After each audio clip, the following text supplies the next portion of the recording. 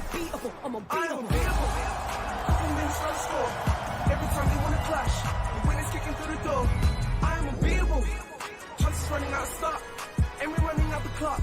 I fail once, never stop. I am unbeatable. I am unbeatable. I am unbeatable, yeah. I am unbeatable. I am unbeatable, yeah. I am unbeatable. I am unbeatable, yeah. I am unbeatable. I am unbeatable, yeah. Good evening and welcome to the British Basketball League live on Sky Sports and across the USA. Tonight we're featuring two teams steeped in league history battling it out for seeding supremacy just weeks before the playoffs. Sheffield and Leicester are currently sitting mid-table, but in Atiba Lions and Rob Paternostro, they are coached by two old war horses who know how to get it done at the sharp end of the season, no matter what. Two British Basketball League legends have graced our shores since 2008. Between them, they've won it all. Sheffield Sharks can celebrate. Absolutely fantastic coach, Atiba Lions. The Riders have won Rob Paternostro going nuts, and it's great to see. Coaches at the helm of their respective franchises. Beautiful basketball. Ramsey finishes, no problem. Well, there's the full court shot. It's up. Oh, my goodness. Good night. Sheffield Sharks with 91-84. Leaving the defense on the ground. Teddy Allen back-to-back. The Atiba Lions has to leave. Again, Allen is out in front. Well, they just dribble it out, Leicester. They're happy enough with the win. Nice pass. Idowu to Rock, throwing it up. Pipkins. Teddy Allen catch and shoot. He's going mad. Himself is in the ring. They put on a show today, and I think it'll be a good matchup tonight. We love Rob and Atiba's passion. They care so much. This is the Cannon Medical Arena in Sheffield, a fortress for the Sharks in the league. They've only lost here 3 times all season, and they're trending up. 4 wins out of their last 5, including a huge statement win last week against the Newcastle Eagles. If coach Atiba can get one over on his mate Rob, the Sharks will leapfrog the Riders in the standings. The Riders, they're trending the wrong way. They've lost 3 out of their last 4. They did beat Plymouth after an exhausting double overtime last Sunday. And they have beaten the Sharks in their last 2 encounters, thanks mainly to their talismanic scoring machine, Teddy Allen, who returns tonight after a 2-game suspension. And we have a pair of battle-hardened ballers in the studio tonight. Soldiers, Soko and Stewart, reporting for duty. Very good to see you both this evening. Lovely to see you.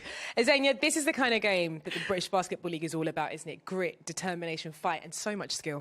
Exactly what you want. You know, this is 5 versus 6. It's a battle. It's going to be excitement. Obviously, Leicester leads this. But for me, Sheffield play fantastic at home. And it's just what you want, you know, and coming down, we've got around 1 month left of regular season, so it's all to play for. And in coaches Atiba Lions and Rob Paternostro, there's not much they haven't seen. They've been around the block. They've seen loads in this league. We could expect a coaching masterclass tonight, Ovi. Yeah, these are 2 old dogs, you know, all the familiarity in the world. These are 2 teams that have been around and coaches that know the league and know, you know, how things run. But we're going to see the battle of systems, the battle of styles today, the battle of the brains on the sidelines, as well as seeing the new talent on both teams shine today.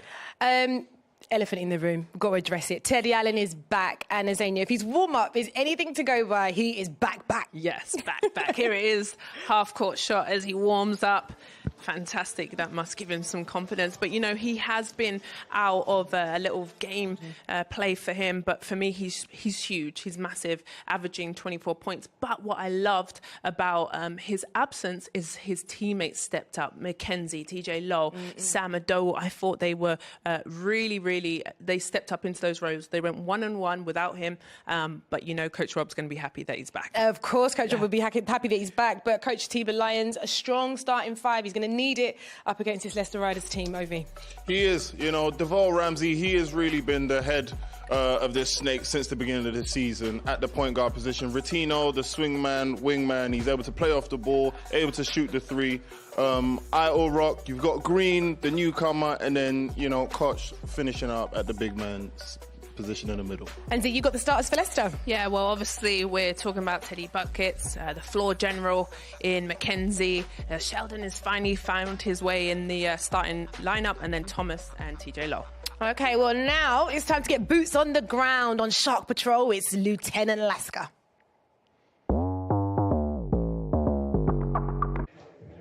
Yes, well, let me introduce you to RJ Idle Rock, who came to the British Basketball League as a cadet, but he's graduated and moved up the rank. The transformation has been moving into the starting lineup. In those 7 games, he's pushed his average up 7 points and showed us that he could do more than just shoot. But the main difference here, John, I'm moving you around, John. How fast can you go? Right here, I'm sat down to the big difference here in Sheffield. This is Malik Green, and he's like a microwavable dinner because he's instant. He's been eating since he's been in Sheffield, and he's the main reason why they're on a 3-game winning streak. And look at his eyes, look at his face. He look focused to me. You focused, baby? Let's get this job done here tonight, baby. Let's go. Yeah, he's in the zone. All right, there definitely is in the zone, but he has been impressive, hasn't he, since signing mid-season last week against Newcastle. An impressive double-double, 18 points, 11 rebounds. Like, we have got something here. We really do. You know, there's been a lot of very, very impressive newcomers around the league, and he is one of them. He has brought scoring, which has been one of the biggest question marks for this Sheffield team. They've been able to defend, one of the top defensive teams in the league throughout the season, but this ability to get downhill, get into the middle of the paint, be a versatile threat, and then do all of the dirty stuff, the rebounding, the offensive rebounding, the keeping the ball alive. He does all of these things, which make it easy for him to sort of fit in. What do you think, Z? For me, to join a team late and to, join seamlessly, he's been fantastic. That's really difficult. I don't think a lot of people understand to come in, learn a new coaching style, a new system, and to absolutely dominate and kill it, and he's done very well. And in their win last week as well, there were 19 points from GB's RJ Idle Rock, instrumental. He brings a lot to the roster, Zania. Yeah, massive. He's a London-based kid and played his ball in Utah State. And for me, I read an article, was lovely. He talked about his dream to come back and play in the English League. And I just think he's so versatile. Here he is, he's strong, he's getting to the rim. And I just think he's building more and more confidence where Coach Lyons now is giving him more time to produce. He can shoot the 3, can stretch the floor, and you're just seeing that in his production. Yeah, no, confidence, I think, like you said, Z, is really the name of the game for him. We saw him, he was one of the best 3-point shooters early in the season, and now we're seeing him get that starting nod from the head coach. So I think, as long as he can be confident, look for him to have a good game today. It's going to be a good game, you can guarantee that, I'm sure. And preparing for the Sheffield Showdown is Leicester. Last week, Coach Rob saw red. Can he rally his riders to rout the Sharks? We'll be back after this.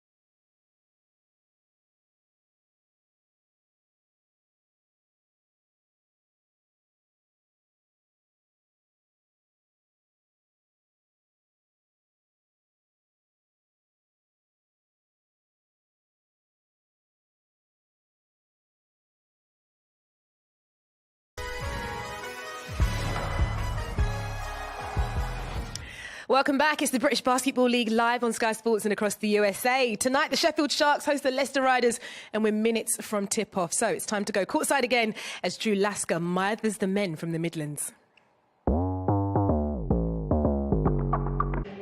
Hey, I don't need to poke the bear because Plymouth has already done that, and I'm talking about TJ Law. Right over here, a big game last weekend, and look how he's moving. He's got his confidence, he's got his mojo, and he's a former boxing champ, so I think and believe he's ready for the battle. But John, come with me over here, right over here, because guess who's back? Mr. Teddy Allen, he's back.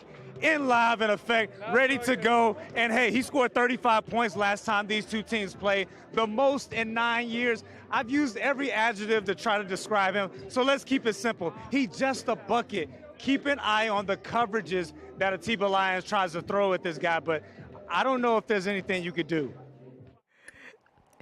I mean, is there anything you can do, Ovi? He's back, you know, the all-star MVP. Last time out against Sheffield, 35 points. Free Teddy buckets. I mean, free Teddy buckets, man. We need him back. I mean, he's a matchup nightmare, isn't he? But also crucial to that squad. He is. Teddy Buckets has been absolutely instrumental from the beginning of the season, putting on just a show in every meaning of the expression. What have you seen? Well, Arizona's finest for me, averaging 25 points. But he's so physical. He's 6'6", so hard to guard. But what I love about him, Ove, is that he's finishing through contact. He's taking the defender and the ball in the bucket. And like Drew said, there's no adjectives that you can describe him. He just is flawless, and I'm glad to see him back. Obviously, 2 games out. It will be interesting to see how quick he gets into his flow. He might be hungry for it. But Leicester's win over Plymouth on Sunday was absolutely nuts. So if he wasn't it double overtime and some serious clutch play from TJ Lau, it was really something. There were definitely players that stepped up, you know, but Law, it was his game, it was his night. Here you see him in transition.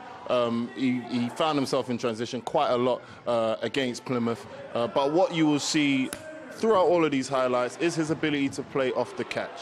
You know, when one of his teammates drives and kicks it to him, he's able to make threes like he did here. Here you see him with his hands wide open, off the catch again, knocking down the three. He's just a threat every time he catches the ball, you know, when the ball comes his way. Yeah, and he has such an unorthodox shot there. You can see you don't know when he's going to shoot the ball. So if they do run him off the three-point line, he's driving and getting to the basket. Okay, well, they've got over 30 years between them coaching in the British Basketball League, and Drew caught up with the 2 play callers a little bit earlier. Coach, all of a sudden, here comes the Sharks. What's been the difference? We're getting some chemistry now. Defensively, we've clicked. Offensively, the ball is moving well, and we're playing well, good basketball. 5 games remaining. You starting to look at those standings yet? Yeah, I mean, we're looking at them. I think, you know, it's pretty bunched up in the middle there. So, yeah, I think now we know that, you know, if we play well, we can put ourselves in a pretty good position. And finally, just talk about the impact Malik Green has had on you. He's brought energy. He's been scoring around the rim. He's got that fire. He's got that dog in him, and it's been a pleasure to coach him. What'd you learn about your team in Plymouth? Well, you know, we never quit. That's one thing. I think that was the type of game with 2 starters, 2 all-stars down, you know, not really playing that well in the first half offensively, where we could have, you know, handled it differently, but we didn't, and I was really proud of them. That's one of the ones, you know, coming up on 700 games for me, and that's one of the ones where you look back and you smile, because that was a great feeling to win that one. Well, it's going to be a good one. The Sheffield Sharks up against the Leicester Riders in the company of Todd Harris and Ant Rowe right after this.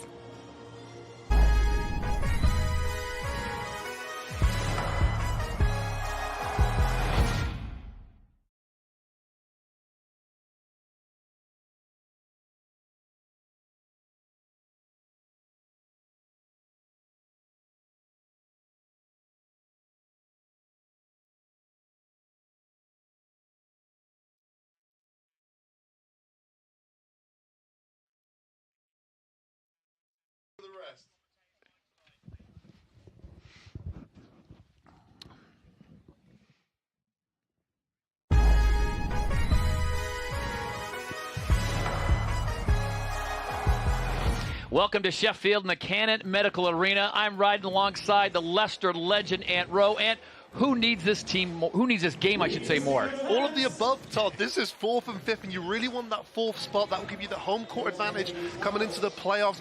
This is a matchup as well that's historically known as a rivalry. Both need this win, Todd.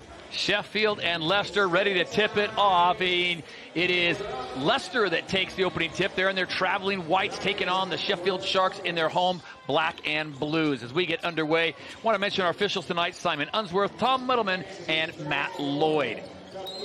And an early foul there on DeVeral Rams. Oh no, they're going to call the steps as Kimball McKenzie takes an awkward fall. Yeah, looks like a slip on the hardwood there, which results in a travel. So not an ideal start here for the Leicester Riders, but still extremely early days.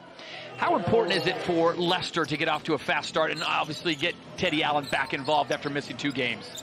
I think it's even more so important for the away team. You know, the home team, they're in their comfort, their normal routine. So the away team for me has to get out to a fast start and be competitive. Pocket pick there by DeVeral Ramsey. He'll take it the distance. A nice finger roll 101 to get the first bucket of the game for the home Sharks. And you talk about Sheffield defending that home field or home court, and we've got action away. Look at this one more time. Great anticipation there from DeVeral Ramsey, and he'll be one of the fastest guys in the league in the open court. So as soon as he steals that ball, there's no catching him. No question about it. So the officials stop for check the clock and check the shot clock, and they'll bring the Riders back. Head coach Rob Paternostro, in his 14th year with the Leicester Riders. He's absolute legend. Of course, ejected a couple games ago against Caledonia, said the magic word or two, but he'll get it back. He's already got the gum working in overtime mode. Getting Teddy buckets the ball early on the drive. That's too easy for him, Ant. Way too easy, and all it was a simple flare screen there, and the pass over the top, and pretty much a jog to the basket there, and that's what you do not want. You do not want to give Teddy buckets early points to get his confidence high. You played in some tough places before, obviously winning a lot of trophies in Leicester. You played in Plymouth as well. But let's talk about, nice pickup by TJ Law, who goes behind his back and steps out of bounds. Why is Sheffield such a tough place, and why do they do so well at the Cannon Medical Arena? Atiba Lyons, you know, he's been the consistent piece there. Him and Rob Paternostro both came into their roles in 2008, so they'll be the most experienced guys you'll see outside of poor James down in Plymouth. So they just understand. It's like with anything, the more you do it, the more knowledge, the more expertise you have of it. These two guys have an abundance of it. DeVeral Ramsey seeing everything clear right now, and he's got the first 5 points for the Sharks.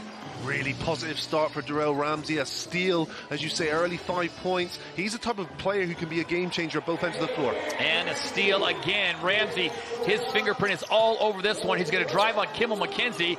No foul called as the contact was made. Big outlet pass there, and it's picked off by Jordan Ratinho.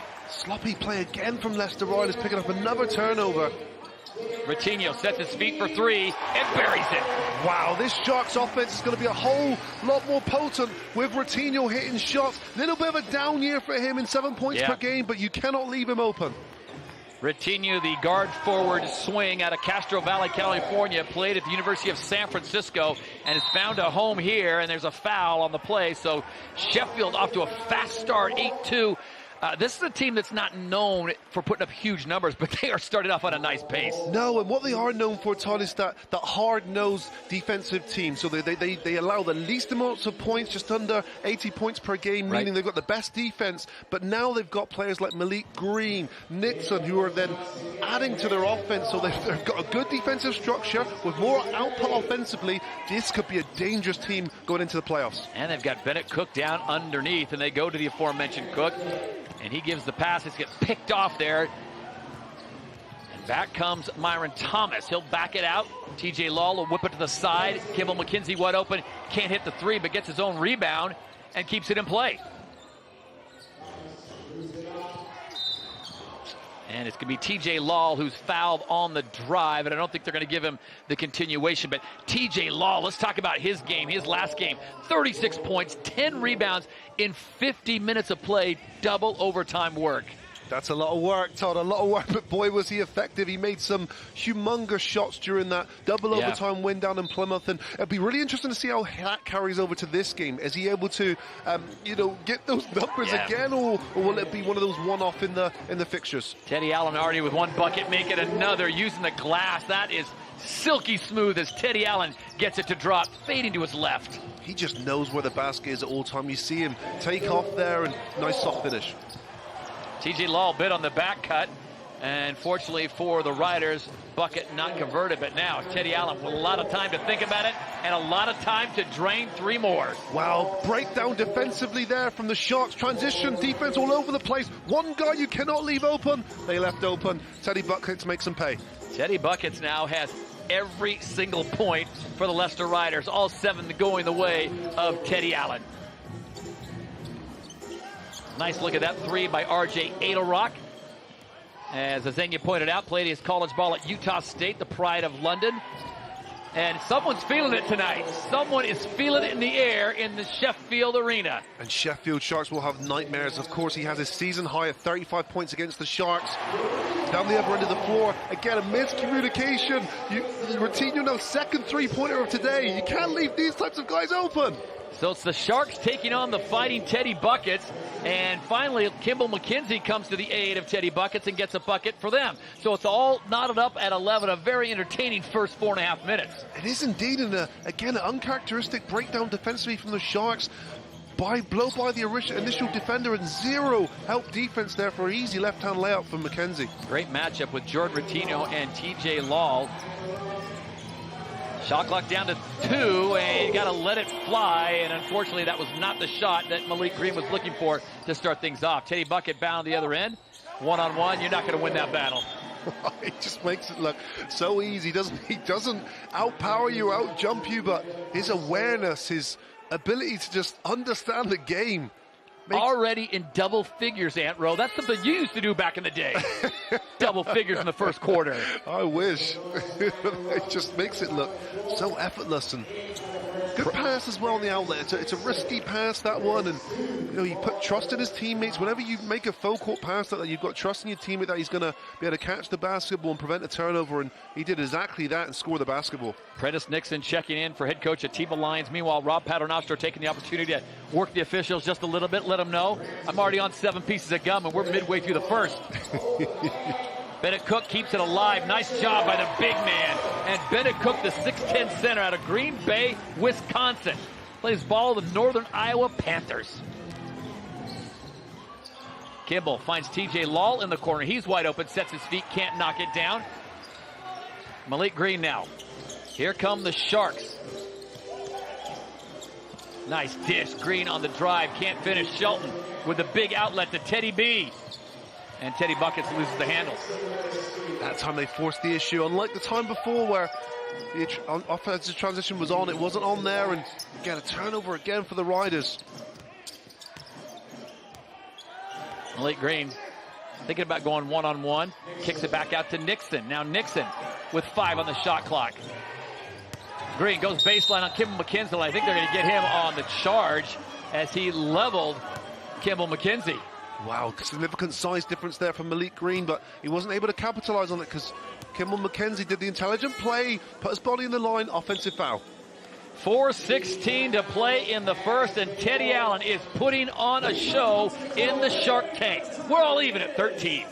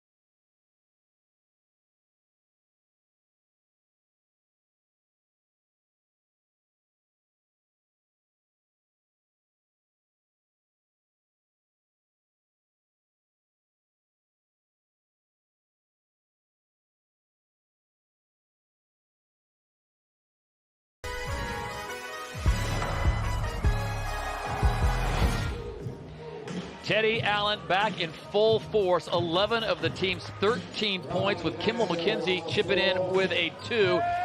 Apparently, there's no rust on him sitting out a couple games, because he has come back and picked up right where he left off in the All-Star game. Yeah, I feel like it's energized him, if nothing else. I mean, he looks a step quicker than everyone else. And, wow, 5 for 5 from the floor, perfect. You can't beat that. Yeah, no question about it. So Teddy Allen certainly is going to be a key focal point for Atiba Lions and the Sheffield Sharks to try to slow him down. Can't contain him, just slow him down. And Kimball McKenzie with an unorthodox drive to the left, using the right to go up and over. So it's Kimball McKenzie and Teddy buckets now with 11 and 4 points respectively. And now it's Leicester that has surged in front.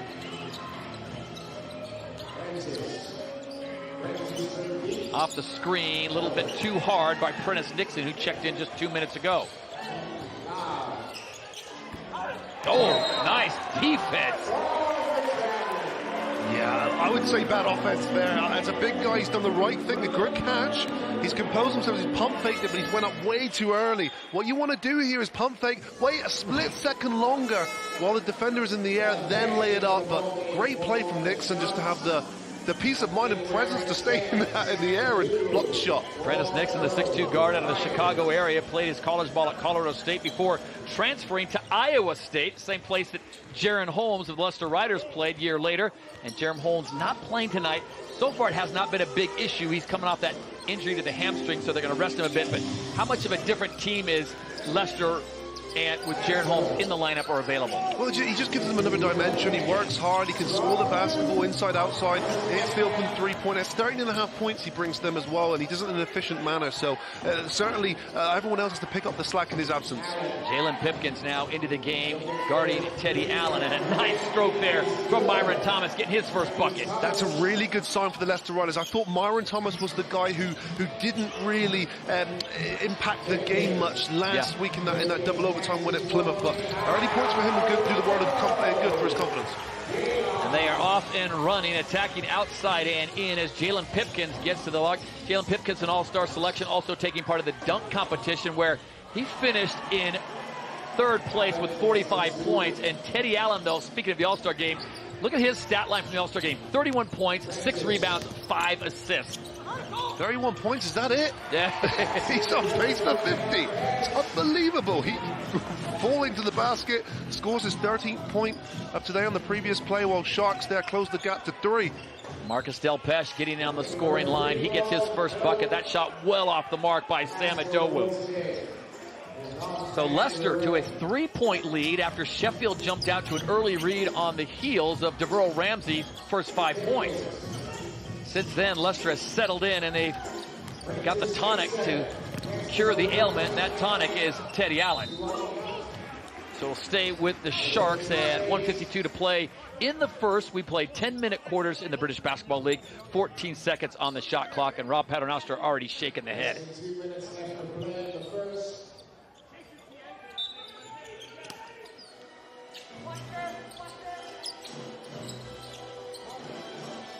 Delpeche goes out top. Rodney Glasgow Jr. now checking into the game. And Glasgow Jr. can't get that to fall. Ball kept alive by Delpeche, and he kicks it out for an attempted 3 off the mark. Teddy Buckets now looking to run. Allen leaves it for Adowu out on the wing. Owu kicks it out to Myron Thomas, who hit the last 3. Instead of shooting from out there, he drives. Difficult shot there, but a nice follow by Sam Adowu. Really good follow there. He was out by the 3-point line initially, but he didn't stand still. He followed the ball, crashed the boards, and got his reward. Nice play. Talking about big performances, Adowu with 23 points in that win. He played 32 minutes in that double overtime thriller. Big 3 there for the Sharks off the hands of Pipkins. Well, this is big for Pipkins. If he can come off the bench here and inject some energy and some offense into this Sharks team, it makes that unit that little bit more difficult to play against. Teddy Allen drives, double team comes, has nowhere to go with it. He fades to the right, and he's bailed out with a foul as Jalen Pipkins got him on the hands. And in your estimation, who do you think this favors if it's a high-scoring game? If we get near the century mark, is this a Sheffield game or a Leicester game? Well, ordinarily I would say the Leicester Riders. I mean, this has been a team this year. They're the third leading scorers in 90 points per game, and you feel that they would feel more comfortable at this pace. Where it's difficult to comment on is this Sharks roster's changed quite significantly. Yeah. They've got pieces now that can compete with the 90s, even 100s, in the 100s. So, this is a Sharks team that's still defensively orientated, but they've got offensive firepower now. And you talk about the addition of Malik Green, signed January 19th, young man out of Cincinnati, Ohio, and he's been a difference maker. 15 points, 8 boards to that team, and a big pickup for Atiba Lions. He has, and I think he's instilled confidence in the rest of the team as well, because he can get you those high percentage shots, in and around the rim, and he's athletic as well. I think that's just helped and alleviated the pressure off a lot of his teammates. Teddy Allen, a well-deserved rest for the final 45 seconds as he has a monster first quarter. Blake Bowman, number 7, will check in for this last half minute. Pipkins to the outside. Now it's Prentice Nixon, so a very fast backcourt for the Sheffield Sharks.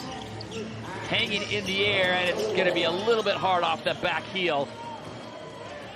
About a 1-second differential between game and shot.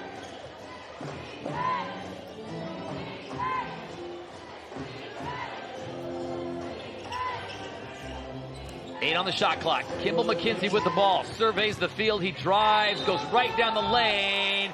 Doesn't get it to fall, but he's going to get a trip to the line. Kimball McKenzie, a very solid 87% free throw shooter. And that's what Riders have done a good job of today, is if there's nothing easy, they haven't settled for a contested jump shot. They've been attacking the rim, and you see Kimball McKenzie going right at Glasgow Jr. here. Doesn't get it to go, but what he will do is have an opportunity to shoot free throws, and he's close to a 90% free throw shooter. Prentice Nixon called for the reach-in. And it'll be one more for Kimball McKenzie, the 6'1" guard out of Oakville, Ontario, Canada. Played his ball at Bucknell. Young man averaging 13 points a game, 3 rebounds, and more importantly, 5 assists. It's all-star selection. And he has pushed Leicester's lead up to 6. So 26-20, 5 seconds left on this one. We'll see if Rodney Glasgow can get something off.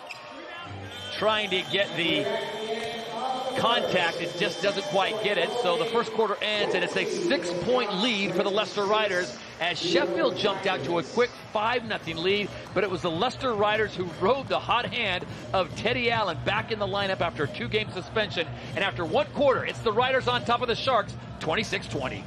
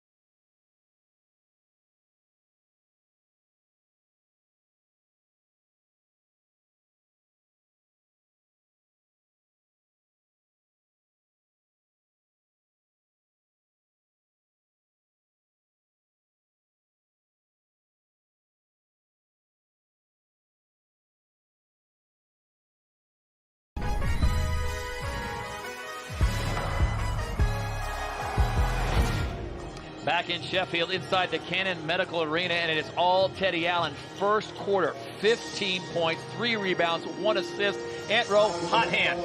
Hotter than hot. Unbelievable. Immaculate, if that. 6 for 6 from the field. And, you know, it's one of those ones, too, where you feel like everything he touches turns to gold. And a little bit of a shot clock problem there. It was at 21, and it did not move off of that, so they're going to make sure they drop it down. They're going to take it down to 19. Good crowd on hand. How about Sheffield? The Sharks filling out the Cannon Medical Arena on Easter weekend. Yeah, it's they've created themselves a new fortress, and the people of Sheffield have come out. Sharks looking to close this gap of 6. TJ Law gets his hand in the passing lane, and will that lead to another bucket for the Riders? Kimball McKenzie can't hit the 3. TJ Law can't keep it alive. Wow, good contest there between Nixon and Lowe. RJ Adelrock now back on the floor for Atiba Lions. He'll go inside.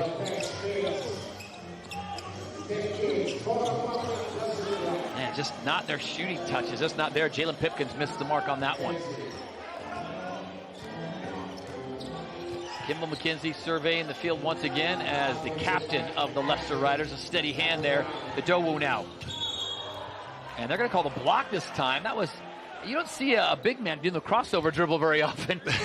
No, you do not. And Dowu is sort of a hybrid big man, I would say. He's a power forward / center. And difficult matchup for Marcus Del Pesh as well, because Marcus Del Pesh is typically used to guarding the bigs in and around the block. So, yeah, he just couldn't quite move his feet quick enough on that occasion. Packed house in Sheffield, but if you're broadcasting legend like Dan Walker and you're talking to Drew Lasker, you get inside. Drew?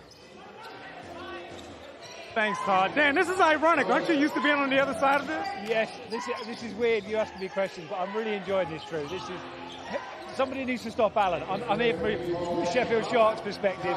I've heard a lot about Allen, and he is on fire tonight, isn't he? So how do you stop the best man in the league? Well, I love that analysis. Do you play yourself? I used to at school because I'm tall, but then they found out I was useless, Drew. So I love watching it, and I know this is quite a tight game tonight. Good bit of rivalry. Both these teams should be in the playoffs, but I think talking to some of the Sharks beforehand, they are really keen to get the better of Leicester tonight, because it just gives you a bit of momentum at the right time of the season. But if they can stop Allen, they've got a chance. But so far, he's on fire. Well, you look like you dressed for the occasion. You got on the kicks. I mean, look at that, man. That's sharp. You get the memo? It's 90s night, isn't it, Drew? You got to get in the groove. So I'm trying my best. But yeah, don't give me the ball. I mean, how tall are you? You 6'6". Can you dunk? No. Let's not talk about it. Well, you did say it's 90s night. You can feel the vibe here. What's your favorite 90s jam? I'm going to take you back. Oh, I do. I'm loving it. The music tonight has been absolutely fantastic. I do think my kids, like every time I sing along to any tune from the 90s, I'm embarrassing them. So what I'm enjoying the best about tonight is, since the Sharks came in here, this arena has been brilliant, and the home forward has been fantastic. And as somebody who lives in Sheffield, came here as a student many years ago, to see them playing so well in an arena they can call home, where they've been all around the city, never had somewhere they can claim as their own, and really dominate other teams when they're here, is absolutely fantastic for them and for the city. So I'm delighted to be here tonight. Well, make yourself at home, have a dance. Our cameras are on, so we'll catch you. Thanks for your time, Dan. Top man. Thank you very much. Back over to you, Todd. All right, thank you very much, Drew. And how about that? A deep, and I mean a deep range street. Dan Walker stepping into the analysis role. They covered a lot of material there, talking about 90s jams, his footwear, and he obviously recognized defense. You got to stop Teddy Allen. That's kind of Captain Obvious stuff, right? That was great. I could have listened to that all day. And yeah, he picked it up. He's got a scout report on Allen. He asked the million-dollar question: how do you stop Teddy Allen? You don't. You can only hope to contain him. Teddy Allen is feeling it in Sheffield. Wow. Oh, my. Unbelievable. When you see that power of the pump fake, all he does is isn't a half pump fake. Just him just getting the ball half up there, gets the defense to bite. And this is the play before. Steps into this one. Deep three. Nothing but net. One before. All it takes is a little pump fake. Defense flies by. And Teddy Allen knocks him. Another one down. Welcome back, Teddy Allen. 21 points on the night. He has 21 of Leicester's 32. Just went on a 6-point scoring spree, channeling his inner Ant Rowe. And when a guy's this high, Rob Paternostro doesn't have to be a genius. Just get the ball to Teddy Allen. Yeah, and now what you've got to be careful of as well, you want to, of course, keep benefiting, keep profiting from the hot hand, but you've got to get guys involved as well. This is the point now where you're going to need the support now of TJ Lowe, McKenzie, Shelton, and Kawadoa, because they're going to need these individuals if this is a tight game down the stretch. Ordinarily, I would say, Teddy Allen, this level of scoring isn't sustainable, but this guy is breaking all the rules right now. Still a lot of basketball to play. 7:42 to play in the second. So we're not even halfway through the second, and Teddy Allen, 21 points. Got a lot of R&R after the All-Star game. Took a couple games off by way of suspension, and here he is now fresh as a daisy and just lighting it up as he has a little chat there, coming back onto the floor with Duke, Shelton, and Mo Walker. What I would say about him as well, he does a really good job of just embracing all the noise, all of the pressure, because when he came in, he had a big resume after being MVP in the Canadian League, and then, you know, Teddy Allen, you know, it's the All-Star game. He ticks that one off in an MVP in that one. Then as the suspension comes, you know, not good news for the Leicester Riders. His team barely got out of that period 1-1 unscathed. And then the pressure of this one, you know, we have to take some responsibility for that building up in the media, but still, you know, he seems to always find an answer and respond and deliver. Yeah, Bennett Cook goes right at Mo Walker, and Walker's going to pick up the foul. And will that send Bennett Cook back to the line? No, it'll be out of bounds. So Bennett Cook, and I say that because during Drew Lasker's interview with Dan Walker, Bennett Cook went to the line as a 62% free throw shooter and missed them both. And a foul didn't come from the official on the baseline. It came from the official out top. So I think that's where Connor Washington is kind of pleading his case.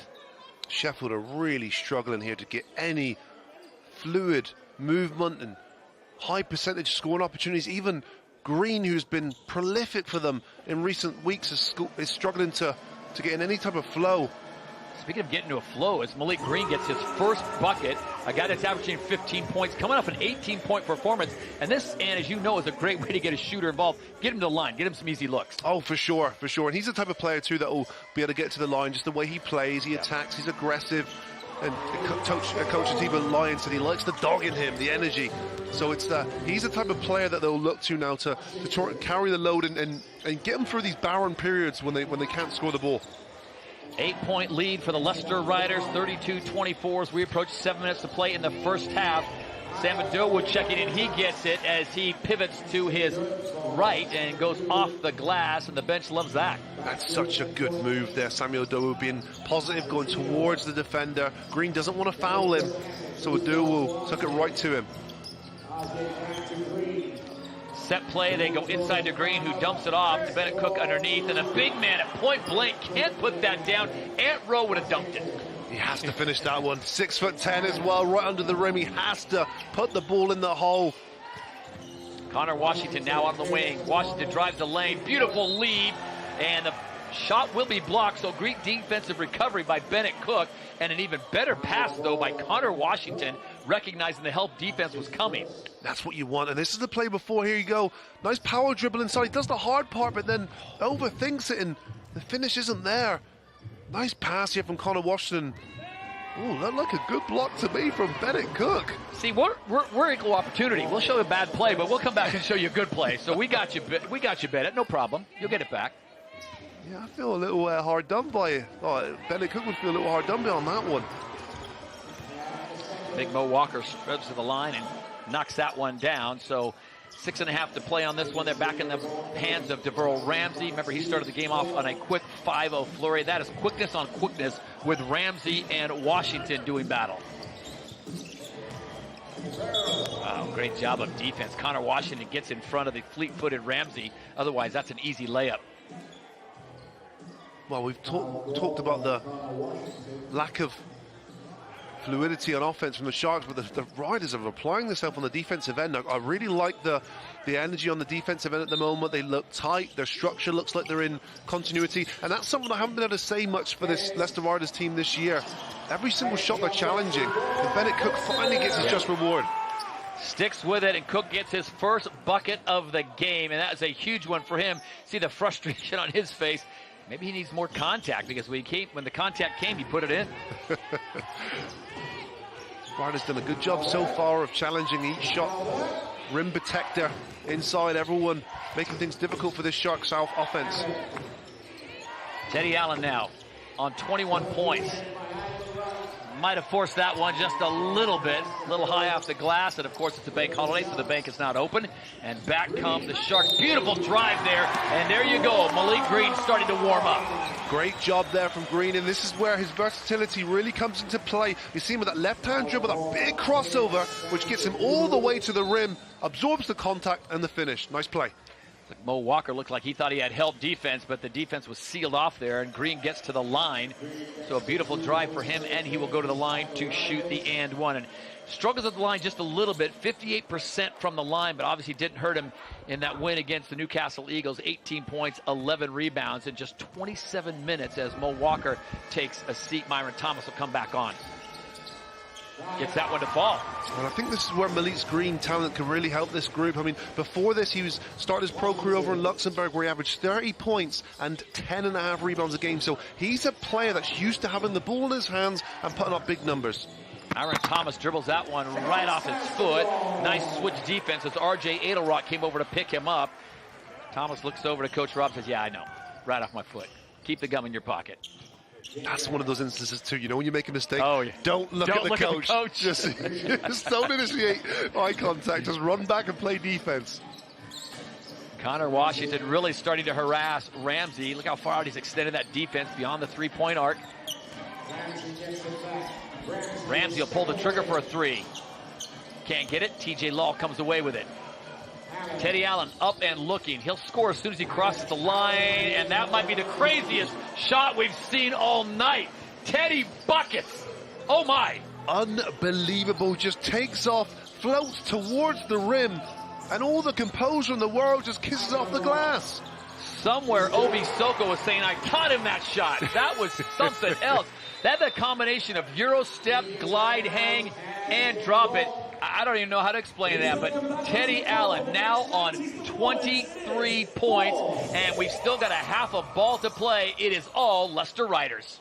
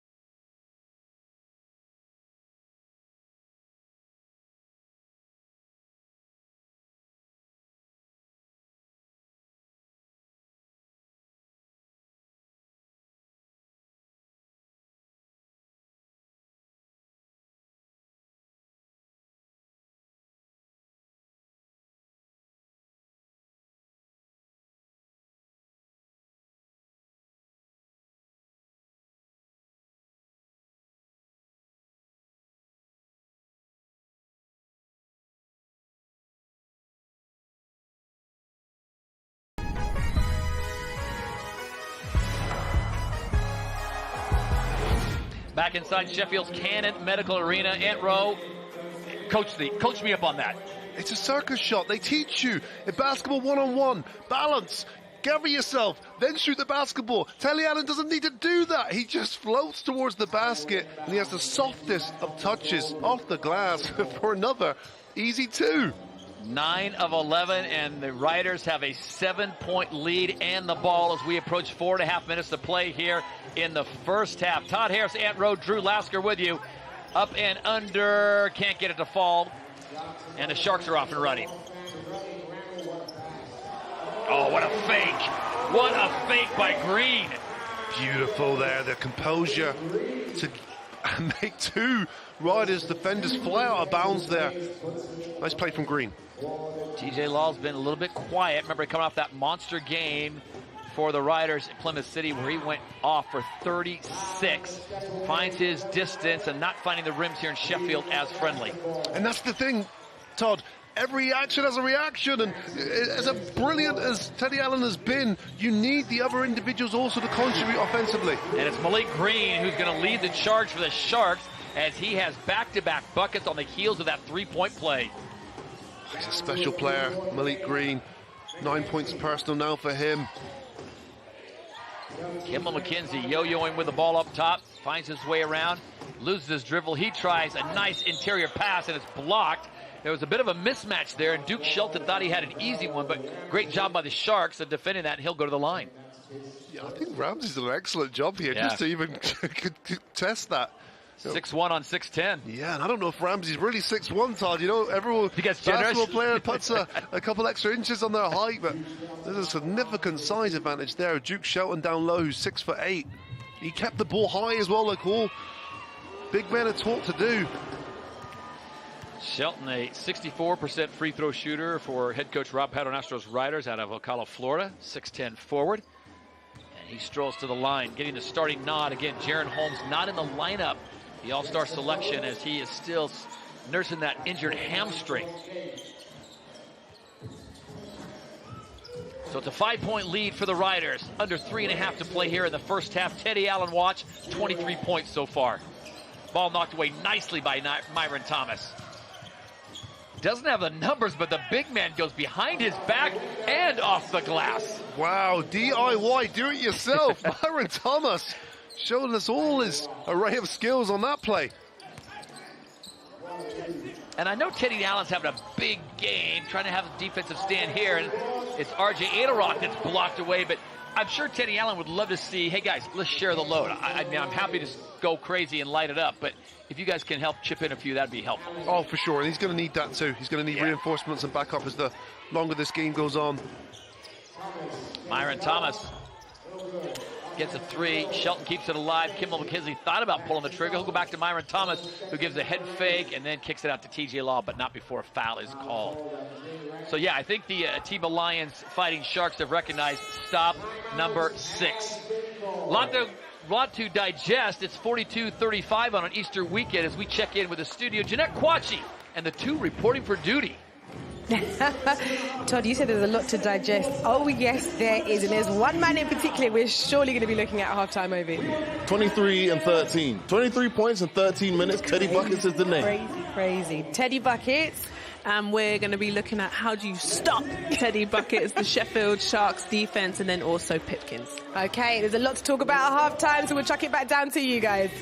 Thank you, Jeanette. Thank you, Z and Obi. So I get the gist that they'll be talking a little Teddy Buckets. I think Jeanette and the guys might need an extension here on halftime. We're asking for another extra 10 minutes to break this down, but it's been a really exciting first half so far. And credit to Sheffield Sharks as well. They've had to battle their own adversity, and they went for a period at the end of the first quarter, going into that second quarter, where it was barren offensively. Malik Green was able to change that around. You could see as well when he was able to score the basketball, the confidence is then injected and instilled into his teammates. So, this is a really interesting point of the game now. Sharks are going to have to build on that little bit of momentum they've created now in this second quarter.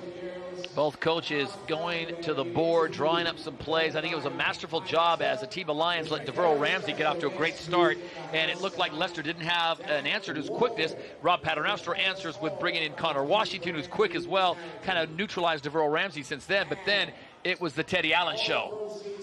And that's the greatest thing about watching these match up. You've got 2 coaches. It's like a game of chess, isn't it? You make your move, I'll make mine. And again, these are two of the most experienced British Basketball League coaches will have. Both been in post since 2008. And we know in pro sports too, longevity is not always something you associate with coaches coaching jobs. Teddy Allen going to work on the inside, and you see a plethora of black jerseys surrounding the 6 of Teddy Allen, and he is fouled as he drives the lane. Well, it's looking like that's going to be the 5th foul on Sharks. You see Ito Rock here just swinging behind him. That was one of the easier opportunities that Allen's had today, but what he will get now is 2 opportunities to increase his own scoring on the free throw line. 24 points a game, 6 rebounds, as Azania alluded to, and an 87% free throw shooter. It's a bit of an unorthodox jumper. I mean, let's be honest, this is not Ray Allen, but it works. No, yeah, whatever works. And we got some incredible scorers in the league this year. Ricky McGill and Quade Green, and you know we've seen some really talented. Now Ricky McGill currently holds the most points points in one game this year so far in 37, and Teddy Allen is chasing that down. Teddy Allen's 25 points so far, and a beautiful fadeaway by DeVereaux Ramsey. Ramsey now on 7 points, so maybe Atiba Lyons goes back to 0 and says, lead us back, big fella. Well, they're going to need him to produce as well. He had a really positive start. Interesting to see if he can get things going again here. TJ Lull on the breakdown and goes to the mini magic hook shot going across the key. And that's big. First field goal for TJ Lull coming off that 36-point game. Let's see if that now is able to open the floodgates for him offensively. Defense was there late. Adlerock got a good look at it, and Teddy Allen will bring it up again. Does he get his 27th or 28th point here? Kimball McKenzie, no fear for the Canadian. He goes right up the defense and gets the easy layup. Perfect description there from you on that one, Todd. No fear. Kimball McKenzie's about 6'2", so he's not a monstrous figure by any means in pro basketball, but what he does he has the heart of a lion, and he'll go straight at the defense. R.J. Adlerock was there and waiting, but Kimball McKenzie, just a savvy veteran, goes high off the glass and gets it to fall. So it's 48-37, Leicester on top, under 90 seconds to play here in the first half. This one important. Why? Because these are the two teams battling, as Antro pointed out, for that home field advantage. Currently in 6th place, the Sheffield Sharks are 15-15. The Leicester Riders 1 place ahead in 5th, 16-15. See what the Sharks do. They need a big bucket here. Oh, and the foul underneath, and they're going to get Duke Shelton. He's got a little private battle going on with Bennett Cook. Yeah, and Bennett Cook quite likes that. I think he likes the physical battle down low, and Duke Shelton's not going to back down. But what this will do is it will send Bennett Cook to the line as Leicester Riders are in the bonus. It's not such a terrible thing for Duke Shelton, because Bennett Cook has struggled from the line. Just a 62% free throw shooter, as Sam Adowo checks into the game for the final 117. Oh, Duke Shelton does not look happy. He leaves there on his 2nd foul of today. But he's been in and out, so he's just trying to find a rhythm, I think, in this game. Just 2 points personal for him so far, but he has snagged 4 rebounds, so he's that high-energy player that's doing a good job so far this evening. Bennett Cook steps right up and silences the announcer. I got you 62%. Watch me knock them both down. And he gets them both, and they needed both. They do in Sheffield. Are just trying to keep stringing these offenses together, which the Riders' defense has been active and contested everything. Well, they're doing a great job of keeping an eye on Teddy Allen. That's job number 1. Bennett Cook with a rebound, and back come the Sharks. Looking to close the gap even more. Nice drive on the line. Oh, and that could have been a circus dunk there, as Jalen Pipkins was going up and he was looking to throw it down. Remember, he was part of the slam dunk competition during All-Star Weekend. He had bad intentions. Goodness me, so explosive, isn't he? Yep. I do think he got a little bit shortchanged on that judging. Only got 45 points. Come on, Mike Tuck. Cracking out those 7s and 8s. Pipkins misses the first. 78% free throw shooter. But you got to think Sheffield, and if they are within single digits with Teddy Allen on 25 points, you got to feel pretty good about things. Oh, for sure. You know, their goal here now is just to close this gap as much as possible. They're heading into halftime. 8-point lead for the Riders. They trailed by 5 early, and then it was the Teddy Allen show. TJ Law's been kind of quiet. That ball picked off in midair by Pipkins. They've got numbers 3-on-1. Leaving for the big man, and a throwdown by Malik Green. Good break there from the Sheffield Sharks, 3-on-1, and they capitalized it with a flying dunk from Green. Malik Green, well, let's have a look at this again. This is a tasty little offering on Sky Sports.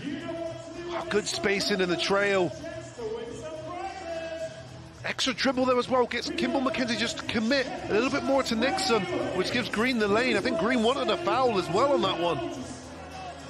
But it's a 6-point game. Team Lions and his Sharks are back in this, much to the delight of the fans here at Cannon Medical Arena. Again, the battle for a top 5 position in the league as they come down the home stretch. You look at what's left for Sheffield. They go to Manchester, then they get Manchester. They got Caledonia, Chester, and Cheshire, Plymouth.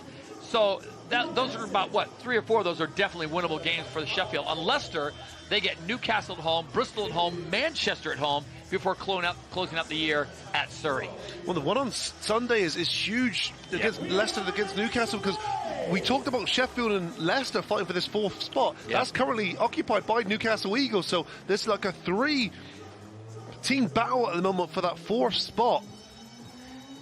Well, Azania and Ovi talked about who was going to bring the Sharks back on the Teddy Allen show, and it looks like the answer is Malik Green. He has certainly got some fire as he has closed the gap to 6. 38.8 seconds to play here in the first half, and it would have been a very entertaining league game on a Friday night from Sheffield. Big opportunity now for the Riders to take a little bit of momentum, and Teddy Allen with oh, come on. You cannot teach it that way. Falling to his left, one-handed, and drops it. These are unstoppable types of shots. I think the only individual that can stop that going in is Teddy Allen himself. 50-42, Sheffield will play for the final shot, and it'll be a deep-range three, and it will go. It's a big one, much needed big one, which closes the gap to 5. You get the shot from Teddy Allen, and then Pipkins steps up, Aunt Rowe, and says, you know what? This is our house. Good initial penetration there from the guard, getting in the cracks of the defense, which then opens things up, and Pipkins catching, stepping into that shot. Very confident looking shot. It was a 6-point lead for the Riders after 1. Their lead is now 5 as Sheffield comes storming back. The Sharks feeling good at the Cannon Medical Arena. 50-45, Teddy Allen, 27 points in the first half. And Coach Rob says, I just need some fresh gum. Just taking it all in as the fans enjoy a great game here in Sheffield. Wow, what a show. Right now, let's send it down to Drew Lasker, who's with the man of the hour, Teddy Buckets. Teddy, are you okay, man? I'm good. We should be up by more. I'll be better if we was up by more. And I saw Kimball huddled up with you after that shot there. What was he saying to you? Just saying that we got to talk that out better, not force him to the middle. We got to force him the other way. A big 20 minutes coming up. Huge, yeah, for sure. Thanks for your time. Appreciate it. Let's head to the studio where they'll break all that first half action down for you. Oh, yes, we will. Drew, thank you very much. And, of course, to Todd, Auntie Ant, we're going to be back with the halftime analysis right after this.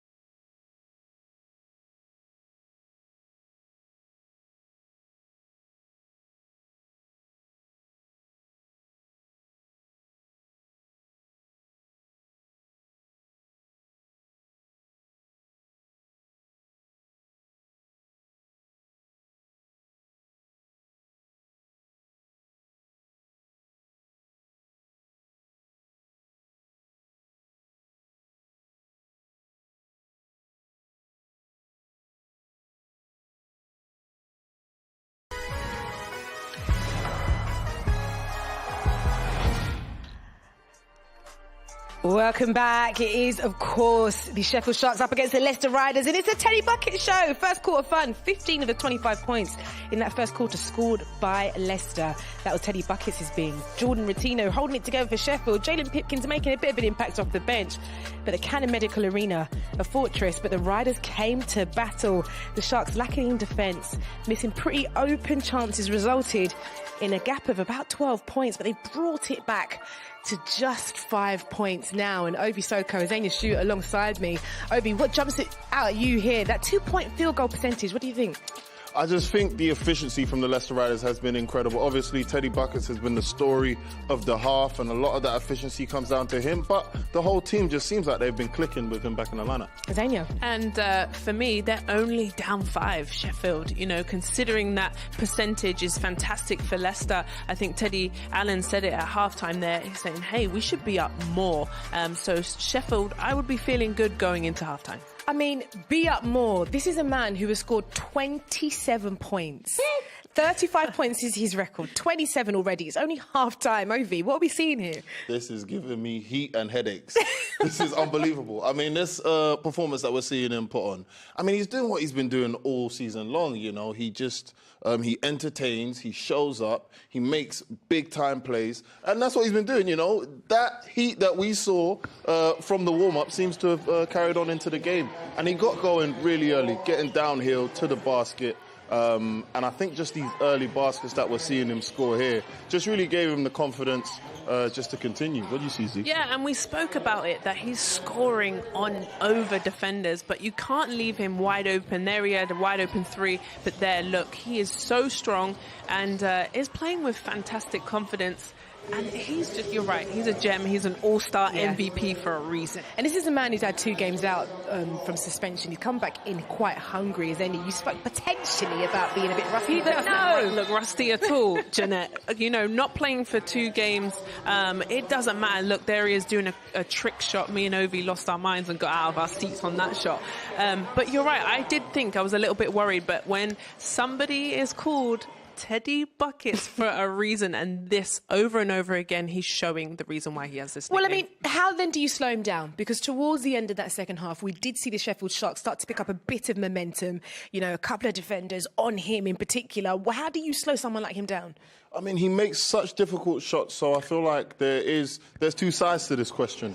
You know, there's this crowd in his space, like you saw Deville Ramsey doing, able to get out in transition. But then here, what you see here is he's just, you know, overloaded with bodies. You want to keep different matchups. We've seen this throughout these highlights, different people trying to guard him. I don't think there is one answer. I guess that's what I'm getting at. Yeah. You know, I don't think there's just one way to sort of slow him down. Well, here they double him and they make him get rid of the ball. That's the only way you're going to stop him scoring, is you need the ball out of his hands. So I think if I was Coach Lyons, I would double him more. He's the only one in double digits, you know, scoring high volume. I'm doubling him, maybe put a zone, a box and 1, get the ball out of his hands. Yeah, you speak about Coach Lyons, going to have to really say to someone like Malik Green, it's time to really step up. You know, he was really quiet in the first quarter, but the second, he has stepped up here. Yeah, Malik Green's, I think he's done a great job. You know, his energy is something that Coach Lyons said that he brings to the team. He's got that dog in him, Coach Lyons said. And, you know, here, you know, you're seeing his versatility, the crossover, the speed. But, you know, his energy, I think, is what's going to keep him in the game. And hopefully we'll see him accumulate points and we'll see the compound effect as the game continues. Well, I mean, it's only a 5-point game, Azania. Like you say, it feels like it should be more. Yeah, perfectly fine. I think they're in a good position, especially if they can get Cook, the post player, going a little bit. He's a bit rusty. But Green, we spoke about him at the top of the game, because here, flying, dunking through and just really bringing the intensity and the energy. If they're going to make a run here against Leicester, this is where they protect their home floor, their crowd becomes the 6th man, and guys start to step up. Well, it is a fortress, but Leicester have come for a war. It's half-time between the Sheffield Sharks and the Leicester Riders, and the Riders lead by 5 points. We'll be back with the second half right after this. Do not go anywhere.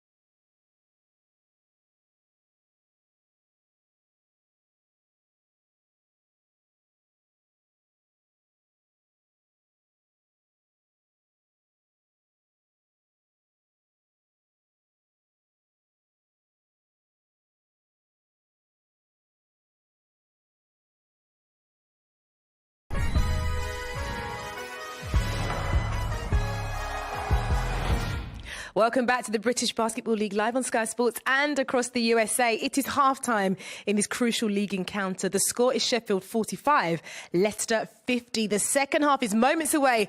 But before that, Jefe, our resident league barber, has a serious challenge. He's going to get to work on the luscious locks of Leicester's Connor Washington. So Connor, just let your soul glow.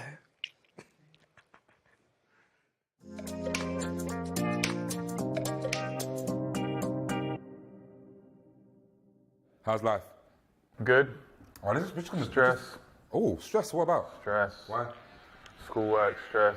What are you studying? Computer science. Ooh. So why computer science?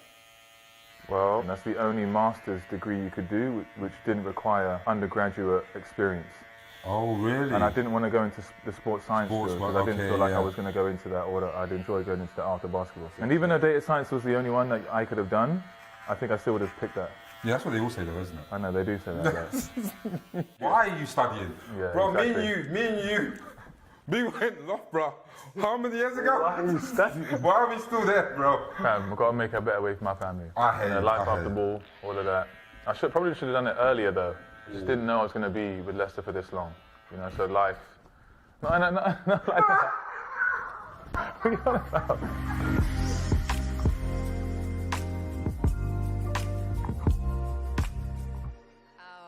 We love a bright baller, don't we, Azania? This is somebody who is computer science masters alongside his basketball as well. And it is important to prepare for life after ball, isn't it? And you're freshly retired, you know that more than most. Yeah, I think it is really important, and for him to keep working throughout the season. But you're right, last season when I retired, what I was doing is I was playing with London Lions, the women, and then I'll quickly run in the back, shower, change, and then commentate for the men's, the Lions team. So I doubled up and did that for a full season, and that kind of helped my transition in from out of basketball into now. What about you, Ovi? What did you do to prepare for life after basketball? Why are you looking at me like that?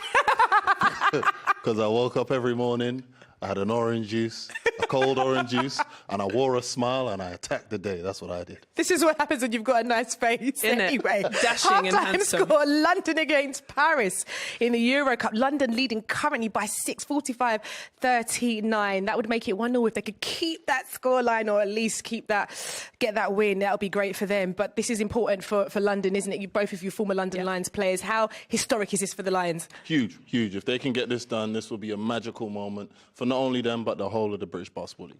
Yeah, special. And, you know, being at the Copper Box, they've sold it out. And it's tough. You know, it's tough to beat a team multiple times. But if they can get it done and go back to Paris, huge. It would be good to see. But let's stick with tonight's game. We can head down courtside now. Drew Lasker is the team of Lions. Coach, how do you stop a guy that's in that type of zone? We didn't start the game in the right manner. Let him get stuff too easy downhill from the jump. And when he gets going and hits free throws, he's tough. What's the adjustments for your team in this half? We got to execute our game plan. Thanks for your time. Thanks a lot. Sharp has got work to do, and we're going to hand now to our commentators, Todd Harris and Ant Rowe. They can take us through this second half. Can this man in front of us, Teddy Buckets, do any more to be as impressive as he's been? So over to you guys. All right, thank you very much, Jeanette. 27 points already for Teddy Allen. And the one man that can answer that question, Jeanette, is the man to my left. He has his master's degree as well. So the smart Ant Rowe. And to ask a team of Lions the same question, how do you slow down or stop Teddy Lyons? Well, my master's degree is in business management, not in how to stop the impossible, because right now I think Teddy Allen is in a whole world of his own. But the Sharks are going to have to adjust, and they're going to have to send bodies at him. But obviously the risk of doing that as well is what you don't want TJ Lull or Kimball McKenzie to get going, because we've seen what they can do. And that Cook pass, he was trying to find RJ Adelrock on the cut, and it goes out of bounds. You look back to your career, and you played a lot in Leicester, won a lot of titles there. Have you ever played against a guy that you tell he's out of his mind? He's seeing the basket looks enormous. Do you back off? What do you do to try to get him out of his rhythm? Yeah, of course. You're playing professional basketball players, so pretty much every individual playing pro was the star or the man of wherever they came from, college or amateur. So you find players that have these nights where it's just you throw everything at them and you prepare for them as well, and they just find a way to score. And that's going to be an extension on that left arm. That's going to be an offensive on Malik Green. Well, he got his money worth on this. Yeah, he just tried to overpower Myron Thomas, and Myron Thomas does a good job as well to put his chest in the way between the offensive player and the basket, absorbs the contact and gets the player to commit the offensive foul. No bucket yet here in the second half of play from the Cannon Medical Arena here in Sheffield. And Kimmel McKenzie with a little circus shot, little English high off the glass. Positive signs here now for the Riders. Kimber McKenzie, that will take him to 10 points. So second player in double-digit points for the Riders. Well, TJ Lawler has shown that they are not just a two-player team, as Teddy Allen keeps that one alive, knocked out of bounds, and he goes back to the Sharks. Just over-dribbling of the basketball. He doesn't need to do that there. Just outlet the ball to a guard. He's trying to tightrope on the sideline there, and it results in a turnover. Turnover number 10 for the Leicester Riders. For all of the good stuff that they've done shooting the basketball, they've been quite careless with the basketball, particularly early in the first quarter. Is that just by a byproduct of the way they play, kind of loose and freewheeling? Yes and no, but you know, turnovers like that, those are you know, errors that you've created yourself, unforced errors. Yeah. So you know, you want to limit those, of course. Sheffield Sharks will not make those, by the way, so they average the least amount of turnovers per game. They won't have those unforced errors. Myron Thomas has missed a few three-pointers here to start the second half. Jordan Ratinho hustles to get the rebound, and now the Sharks come back just unable to get a bucket here. They have yet to score. Off the mark, and Bennett Cook tries to keep it alive. It'll hit the rafters, and it'll be out of bounds. Wow, you see Ramsey flying side of our screens here to try and save the basketball. Meanwhile, 61-78 is the score. Plymouth and Cheshire playing, and the Cheshire Phoenix kind of having their way right now. Unfortunately for the Plymouth City Patriots, their fans will not be seeing playoff basketball this year, as they have been eliminated from the British Basketball League playoffs. Tough year for them and Coach Paul James. Yeah, it has been. It has been. They've had their fair share as well of close games. You think about the double overtime they've lost. So Riders, they lost another overtime game to Surrey Scorchers as well. They've lost a lot of close games, and that's quite typical of a losing program. You know, you don't do the little things that get you over the hump, and the injuries certainly don't help either. So, you know, really difficult year this year for Plymouth. But you know, on the contrast too, they've won some big games and upset some teams. Yeah, they beat some big name teams. So the potential is there as Teddy Allen tries to find space. But you see, Jordan Ratinho's not giving him room to work, and Ramsey will come over and pick his pocket for the second time. That's a way to get back into the game, is create those turnovers, and Darrell Ramsey again in the open floor. There's no catching him. And looks like we got another clock issue with the shot clock, so they'll stop that. Let's look at this one more time. Great help defense by Ramsey. Yeah, perfect anticipation. You see Ratinho, excellent on-ball defense from him, guiding him to the help defender. Ramsey just comes across there very quick, and before Allen could adapt, steals the basketball. So we're back to playing action. And that deep range three got nothing, and he'll hear about it from the fans. It looked like Sam Ado was off the mark on that one. Ramsey, little circus act of his own, gets it to fall. So Devereaux Ramsey on a 4-0 run. Remember, he started the game 5-0 by himself, and he's come alive again. You don't see Kimmel McKenzie miss too many of those. No, you don't. It's a three-point game. Change the tide here now, and Sharks now feeling pretty good about themselves in this building as well. You do not want to see that as a Riders fan. Jalen Pipkins has been very quiet as well, so it's now time for him possibly to assert himself. Duke Shelton called for the foul. Coach Rob Paternostra is staying pretty calm as Shelton gets his third foul. No foul issues to speak of for either team right now. It's been a fairly clean game as Myron Thomas will check back in. Shelton will go to the bench.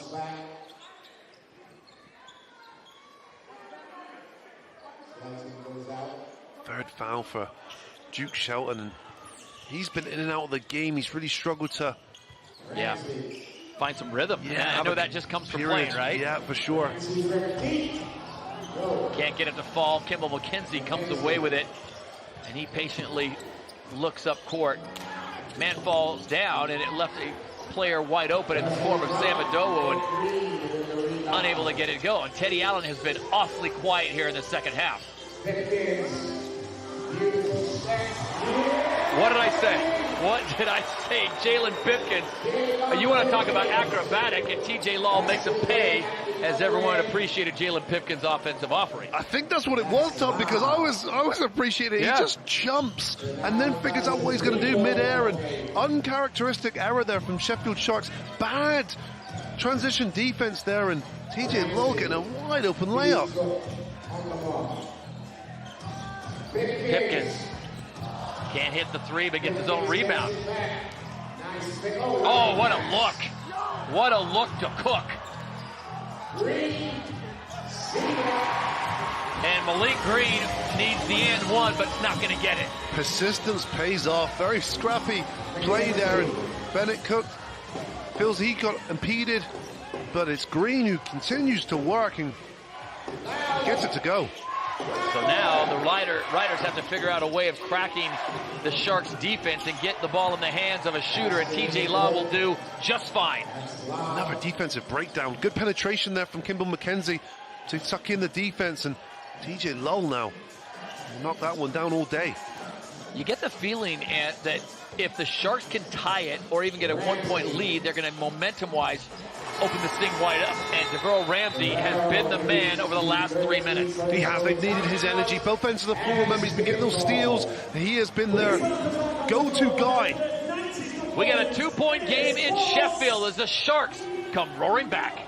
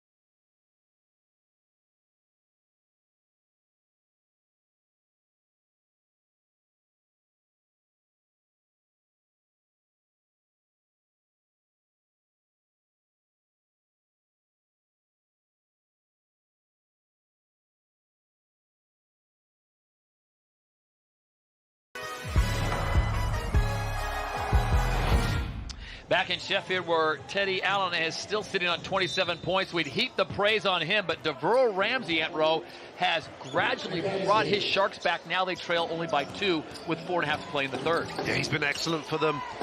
Oh, goodness me. Announcer Jinx, as soon as I question Teddy Allen's proficiency at scoring, he drops another 2, give him 29 now. Well, the funny thing is, Teddy Allen went through 5 minutes without scoring, and you were like, oh, he's stopped, it's all over. He's gone cold. He's gone cold. And just the moment we give DeVeryl Ramsey some love, Teddy Allen says, anyway, this is my show. I got to take that back. Beautiful defensive stand there by the Riders, and now they look to push this thing open again. Remember, the lead was cut down to 2. It's now back up to 4. 4 minutes to play in the third. Played 10-minute quarters in the British Basketball League. Adobo with a little up and under, and the English, like a Tiger Woods putt, just won't fall in the cup. Almost back-to-back plays from Adobo with the block on Green, and then the adjustment of the layup. Green finds himself in the lane, thought he was going to have contact, wasn't there, so he goes for the easy 5-footer. Such a nice touch, Malik Green. 15 points personal now for him. And everywhere number 6 in the white jersey goes, 2 black jerseys are not very far away. Ratinho now Coutinho's giving Teddy Allen no breathing room. TJ Lull on the drive, and they're going to call the block. And that's going to be on Pipkins. Yeah, a little bit too overzealous there from Pipkins. But you can see the whole demeanor and behavior change from the Sheffield Sharks. A lot more aggressive on the defensive end. And just as Teddy Allen gets his first basket of the third quarter, Rob Paternoster will want to sit him down just to give him some rest. Not a bad idea. I mean, let him rest and get him fresh and just let him go all out in the fourth, because I have a feeling they're going to need him, because the way Sheffield is kind of getting that team play going, and it looks like they are in it for the long haul. Yeah, agreed. And you know what you're going to get now is, in an ideal situation for Rob Paternoster and the Riders, will be Teddy Allen will get his rest, but also it will give the responsibility and onus now on the other Riders players to incorporate themselves in this game and produce offensively. 3:15 to play in the third. 61-57, Leicester on top. Had a 10-point lead at one time, and Teddy Allen was absolutely going off with 15 points midway through the first quarter. That is a tough Larry Bird circus shot. Yeah, and I thought it was good on-board defense from Blake Bowman. He made Green go baseline, fade away, but did that touch glass? Green, I was like talented. I don't even know how he got that to fall. That was on the baseline, almost behind the backboard. Reminds me of those old commercials with Magic Johnson and Larry Bird playing for a Big Mac. Bowman runs out of room, kicks it out. Adobo shot off the mark, and Coutinho did a good job of boxing out TJ Lull, and Lull's pleading his case that it went off Coutinho last. Look how far back he is. That's difficult to stop. Oh, wow. You know, if you're playing horse with someone, just take the letter. Yeah. I'm going to take the letter on that. No shot. Devorah Ramsey now. Guarded closely by Kimball McKenzie. Look how quick he is. That first step is brutal. Delpeche comes in. Nice post entry pass there, and Delpeche is a big piece here. If they can get him incorporated and get him producing, they don't have to rely as heavily on Bennett Cook, and they can get some quality minutes and points out of Delpeche. So Delpeche, who only averages 3 points and 3 boards a game, big contributions here already with 4, as TJ Lull leads into it.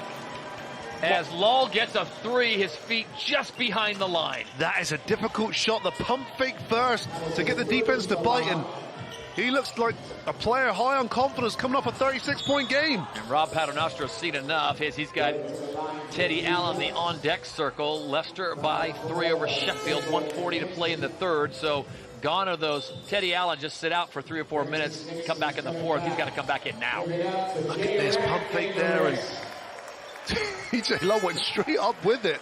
That's tough to do for a big man, 6'6", and he hangs. Even got a clap from his teammate Teddy Allen there. You know it's impressive. Yeah, if Teddy Allen's appreciating your offensive output, that's a good thing. Devorah Ramsey, he'll be at the line, shooting 73%. Trying to close the gap, gets the first, so it's a 2-point game. He'll try to get it down to 1. Well, he's been excellent for them this evening. Ramsey, 14 points, 7 assists, 3 steals as well. He really has been leading from the front along with his teammate Malik Cook. And as a fan of the game, I love the fact that the stars are stepping up in the big moments. That's what you want. Yeah, for sure. And they're shining bright right now. Kimball McKenzie thought Teddy Allen was going to go back door and was getting ready to throw the pass, and Teddy Allen went out front. Todd Harris, Ant Rowe with you in Sheffield. This is a big game. It's 5 versus 6, battling for that home court advantage in the playoffs. Well, it's huge, and the previous play there as well. You can really see the intensity turning up now as the deeper we get into this game. Ramsey there, high pressure, creating the turnover from Riders. And it's still in the third. He gets that one to roll, but you get the sense, Ant, that every possession is going to matter. And you'll see that too as we go into the fourth quarter, and Sharks for the first time have taken the lead here, and another offensive foul which was going to result in a turnover for the Leicester Riders. So Sharks now trying to grab this game by the scruff of its neck. Marcus Delpeche making a contribution, not on the stat line, but he takes the charge there. And to Andrew's point, it's another turnover. So back-to-back turnovers by the Leicester Riders. That's basically a 4-point swing potentially. And now they find themselves down 65-64. Sheffield, remember, led this game 5-0, and now they lead it by 1. Well, you can feel the energy as well in the arena. And you have to ask the question, how does this Leicester team respond now? And they go to Deverl Ramsey. And Ramsey's first step may be, and I'd like to time, I don't know how you're going to get it. Who's got the quickest first step in the British Basketball League? He's definitely a strong candidate for I mean, it. Ricky McGill's got to be in that conversation as well. I mean, Jordan Johnson's quick, but look at this. Kimball McKenzie's a pretty solid defender. He is. He and is. Deverl Ramsey just checks it into 6th gear and hits a little nitrous. But these are all good signs here for Sheffield Sharks, and you've got to give them credit as well for all of the miraculous shots that Teddy Allen's making and the crisp execution that Leicester Riders have had on offense. They've stayed with it. So Team Alliance has not panicked. He stayed with the game plan. He stayed with the guys, his stars. And it's Deverl Ramsey that stepped up big for him. Malik Green took his turn carrying the mantle and misses a second one. So it remains a 2-point ball game with 50 seconds to play in the third. Kimball McKenzie gives it back to Bowman. Adowu thought about it. Kimball McKenzie, Bowman on the wing. Bowman misses everything, but was Adowu's there to clean it up. Good work from Samuel Adowu. You see his strength there. Yeah, good inside positioning. Good at strong offensive rebound and putback. All even at 66. Great ball movement. It's kicked, and it'll be a reset on the shot clock. So back to 14 seconds. Plenty of time for the Sharks to get a good look as Teddy Allen back on, trying to block that passing lane.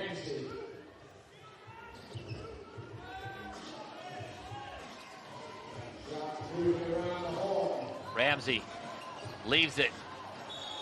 And it's going to stay with the Sharks as Kimball McKenzie, which he is inclined to do occasionally, on the floor. Well, Leicester Riders setting up in that zone, and the Sharks are moving the basketball, but then they're not doing it to an effect where it's causing the zone any problems. Riders staying strong in that structure, making things difficult for the Sharks. Teddy Allen only 2 points so far in the third. Remember, he had 25 points at the half. Make that 4 points, apologies. He's at 29 right now. 27 in the first, so it's a 2-point output for him. So they have definitely done something different defensively, or is this just Teddy Allen running out of steam? Yeah, no, you can tell that they've been a lot more aggressive, and they're a lot more conscious, I think, as well. When Teddy Allen catches the basketball, as soon as he puts it on the floor, they're sending help, and we saw that. A prime example of that is when Ramsey came and stole the basketball and got himself an open break. Final 10 seconds of the third. Ramsey will pull the trigger early and off the mark. There was only 3 seconds on the shot clock, and now it's Teddy Bucket's time. 2, 1, lets it fly. Not this time. So we go to the fourth period, all knotted up at 66 in Sheffield. When we return, the fourth and final quarter live on Sky Sports.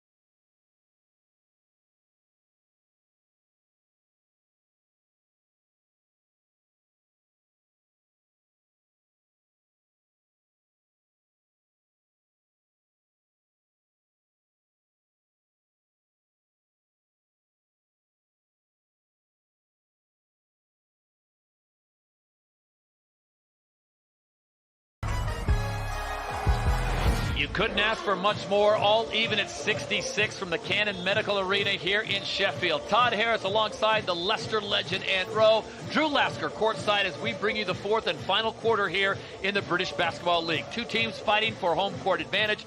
Sixth place is Sheffield, fifth place is Leicester. And the interesting thing, Ant, is that if Sheffield can get this win, they will overtake fifth and Leicester will drop to sixth. Yeah, huge game in the grand scheme of things, and we know how good the Sheffield Sharks are in this very building as well, 11-3, so they'll be wanting that home court advantage come playoff time because they know they can capitalize on it. Pipkins' elevation is unreal on that jump shot of his, almost impossible to get a hand near the ball. All you can do is put a hand in his face. Idowu on the drive, he's going to get his pocket picked again. You saw Ramsey lurking in the background. And it's Bowman hanging in the air. Blake Bowman's done really well there. Perfectly timed cut. And he's athletic in his own right as well. So he jumps up that hang time there to be able to readjust off the glass. Oh, my goodness. Bennett Cook. Wow. The big guy with a hammer. Bennett Cook catches right in the heart of that defense and throws it down. I thought he was still elevated. He said, you know what, this is good enough. At your 6'10", I don't even need you to jump that high. That was a classic Mark Eaton on his tippy toes and just threw it home. Well, when you're in the elevator and you need to go to level 9, you don't need to go to level 12. Just get off. Kimmel McKenzie off the mark. Ramsey has it now. All even at 68 on the drive and the hang and the drop. Jalen Pipkins just takes full advantage of that defense. It wasn't set up. He knew it and he exploited the interior defense there. And the fans come alive inside Cannon Medical Arena. And the lead for Blake Bowman. Back-to-back huge buckets for the young man from Derby. And it's off the penetration of Kimball McKenzie, which attacks the rim. Blake Bowman, another perfectly timed cut, and this time finishes with a dunk. We are all deadlocked at 78-22 to go, and we check in courtside once again. Drew Lasker, Dan Walker is auditioning for Ant Rowe's job. Hey, that's right, Todd. His analysis was so great in the first half. We had to bring you back, but you talked about slowing Teddy down. What did you see? Only 2 points there in the third quarter. Yeah, no buckets, well, hardly any buckets from Teddy. I don't know whether they double-teamed him or they just seem to be a bit more physical or whether he's getting a bit tired in the third quarter. But that's been the difference in the game so far, isn't it? And I think if the Sharks can get the ball to Malik Green, he's been their star in that third quarter. So tied at 70 apiece at the minute. I've got to go Sharks from this point on. Well, we're going to let you go sit down and enjoy this one. It's a tight ball game. We might bring you back after, but you can't take my job. Thank you, Drew. See you soon. Enjoy it. Thanks for your time. If the TV thing doesn't work out for Dan Walker, maybe put his CV into a team of Lions as an assistant coach. I think the TV gig's gone pretty well for Dan Walker, so I think he'll put that one on the back burner. He can buy plenty more nice sneakers whenever he wants. We've got a good game here, under 8 minutes to play, all even at 70. Final 5 games of the season as TJ Law had a point-blank look at it. Adowa, though, there to clean it up. Yeah, it was a mismatch there. TJ Lull was able to attack Bennett Cook there. No help came, but it's Adowa again with another big offensive rebound. 72-70, Leicester back in front. Prentice Nixon can't get that shot to fall. Teddy Allen with a rebound. Let's see if Teddy Allen re-engages with the offense, and that's going to be a terrible, terrible foul by Sam Adowo as he sets a moving screen on Prentice Nixon. Yeah, he didn't need to do it right there as well. And this, again, it's just classified as a turnover. You see, he's trying to get out of the way. Yeah. I don't know if I'd call that. It's just an unfortunate wrong place, wrong time there. He's not trying to set the screen. It's not like he could hit the brakes either. He had Bennett Cook on his right hip, and so the momentum carried him forward. So obviously not intentional by Doe, smarter player than that. But the ball will go back over to the Sheffield Sharks, and that's something that the game's still plenty of time here. But Rob Paternoster is going to look at that lineup, Ant Rowe, and say turnovers, turnovers, turnovers. Yeah, there's turnover number 14 now, and this will be the key now for each coach. They've got to find units now that work well, and turnover from Sheffield Sharks. And this is not something they ordinarily do. Least amount of turnovers per game, and a little bit of scrappiness here from both teams, and I think you get a sense as well of the what's on at cost here if you lose this game. Yep. They will switch places in the standings if Sheffield wins. Myron Thomas goes underneath, finds Teddy Allen. That's always a good plan. Teddy Allen pulls the pulls the trigger halfway down, but it pops back out. Yeah, well, Teddy Allen hasn't had as many shots in this second half, and that one was bottom of the net, wasn't it, in the first half? Well, the guys are letting it fly here. We got plenty of time, more than 6 minutes and 20 seconds to go, and it's a 2-point ball game.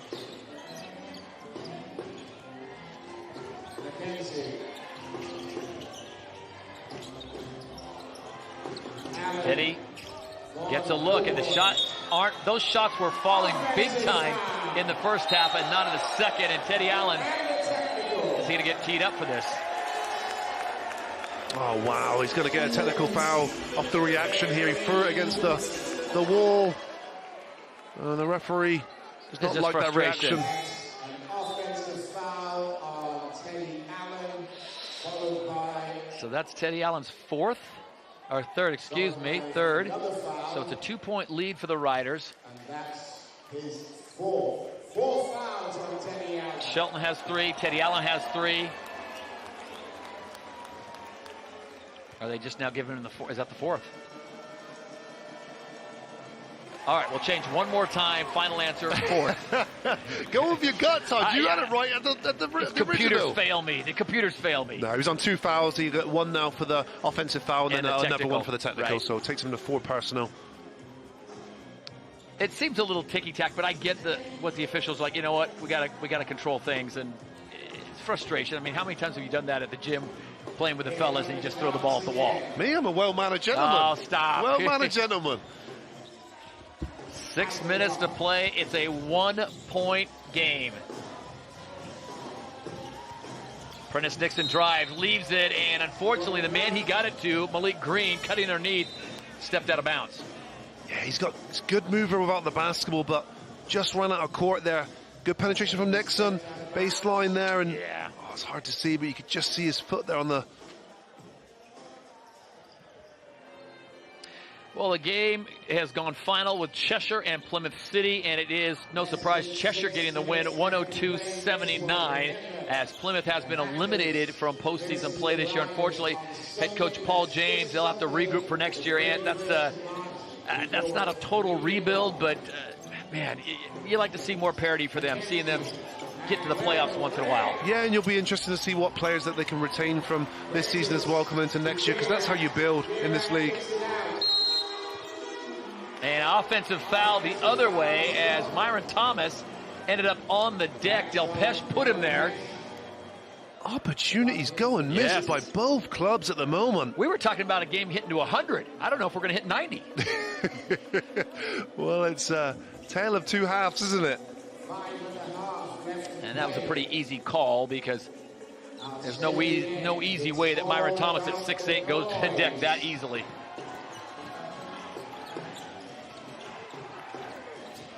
.5:20 to play here in the game. Duke Shelton works his way to the inside, spins left, has nothing there, and Thomas puts it in. Myron Thomas done really well there, just to be the first to react. As you see Duke Shelton trying to go at Del Pesh, unsuccessful. Jordan Routinho's been quiet since the first quarter, spending most of his time guarding Teddy Allen. Oh, nice pass. Nice pass by Prentice Nixon as he kept his head up and found the cutter. And Myron Thomas coming up hobbling a little bit there as he heads back up court. Connor Washington back in the game. Well, if Thomas was limping a little bit. That is a difficult shot, and a bad one if he misses it. But he doesn't, he knocks it down. The confidence from the rookie to be able to elevate over the defender and knock it down. Myron Thomas coming up with some big plays for head coach Rob Paternostro. Teddy Allen's got a little cool here in the second half. 6 seconds on the shot clock. Ball knocked away, and it's Myron Thomas again coming up with the ball. Washington to TJ Laws. Lal drives baseline, doesn't have the numbers. Spins the other way, Dirk Nowitzki style, and gets it to fall. Wow, that's a 6-point lead for Rob Paternostro. Unbelievable baseline off 1 foot. TJ Lal knocks it down. And it is the Riders that are feeling good as they get ready for the bank holiday weekend. Rob Paternostro's squad back in front.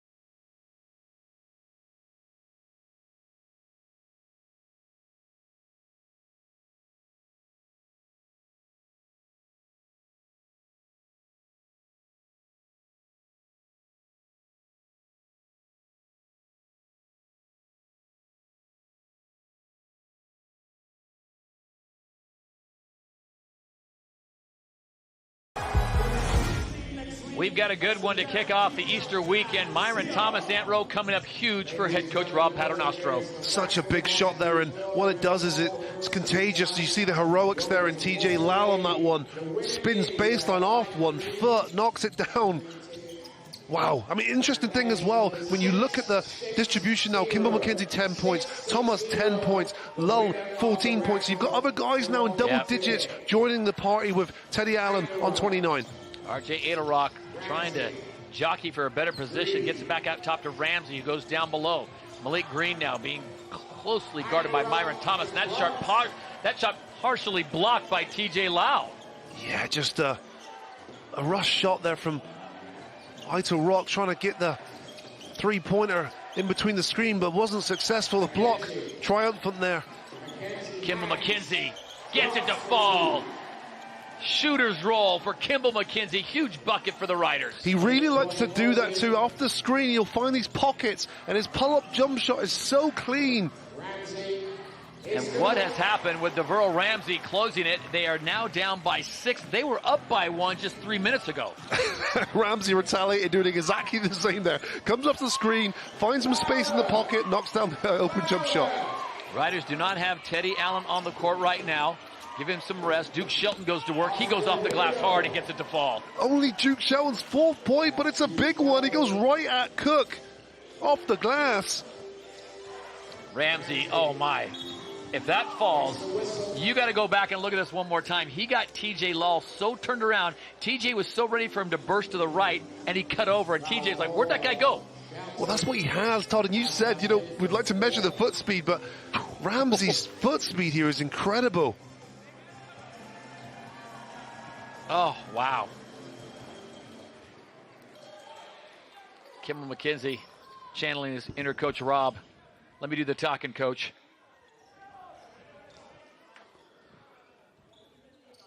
I love when a player goes to an official, talks to him for a bit, then he goes to the other official. It's like, when you go to your mom, you don't get the answer you want, you go to your dad. See if I can get a better answer. Kimball's going to work the whole staff. That's great. Ramsey hits the first, and he cuts that lead now down to 7. 2:33 to play. You get the feeling that maybe we've seen the last of Teddy Allen. Maybe he's done. He's on the floor right now. He's come back into the game, but maybe the offense is not going to go through him anymore because they've got Myron Thomas and TJ Lau heating up.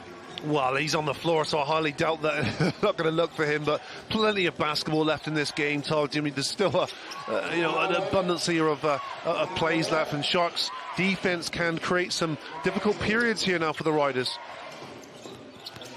Kimball McKenzie, he'll pull the trigger, and he drains it. Beautiful form. Kimball McKenzie rises up. The Canadian assassin from 15. These are massive shots, Todd, against arguably the best defense in the league this year. Wow. And I'm just wondering, to my point about people at home saying, you're an idiot, which people do say often, but Teddy Allen had such a big first half, and he's been so cool in the second half. You still have, obviously, still have to account for him, but now you got Myron Thomas, TJ Law, you got the Canadian duo of Law and McKenzie getting things done. Yeah, and what I would do is I'd congratulate the Leicester Riders team and the individuals you just mentioned that stepped up, but also Teddy Allen himself. He's 11 for 16. He hasn't continued to shoot the ball high volume with a bad percentage. You know, he's been he's been very mature and very disciplined in his approach to it, and I have to respect that, because certain players don't do that. I think they sometimes get a little bit too high on their own individual juice. He has not done that today. Nope, he's played in there, and he just was part of that rebound. So Teddy Allen now with the ball. Step back three, decides to let it fly, comes up short. Just hasn't had the same luck that he did in the first half. He was hitting everything. Ramsey. Ratinho now. Ratinho's going to drive, and Teddy Allen on 4 fouls is going to let him go. Yeah, and that's the issue there. There's got to be some help defense. It's straight line drive to the ribs, and there was no inside help. 6-point lead, and this is a big stop if Sheffield wants any opportunity at winning this game. Cook's going to get called for the foul, and that's not the worst thing in the world. He'll send Myron Thomas to the line, but he is an 80% free throw shooter, and he's been feeling it from outside.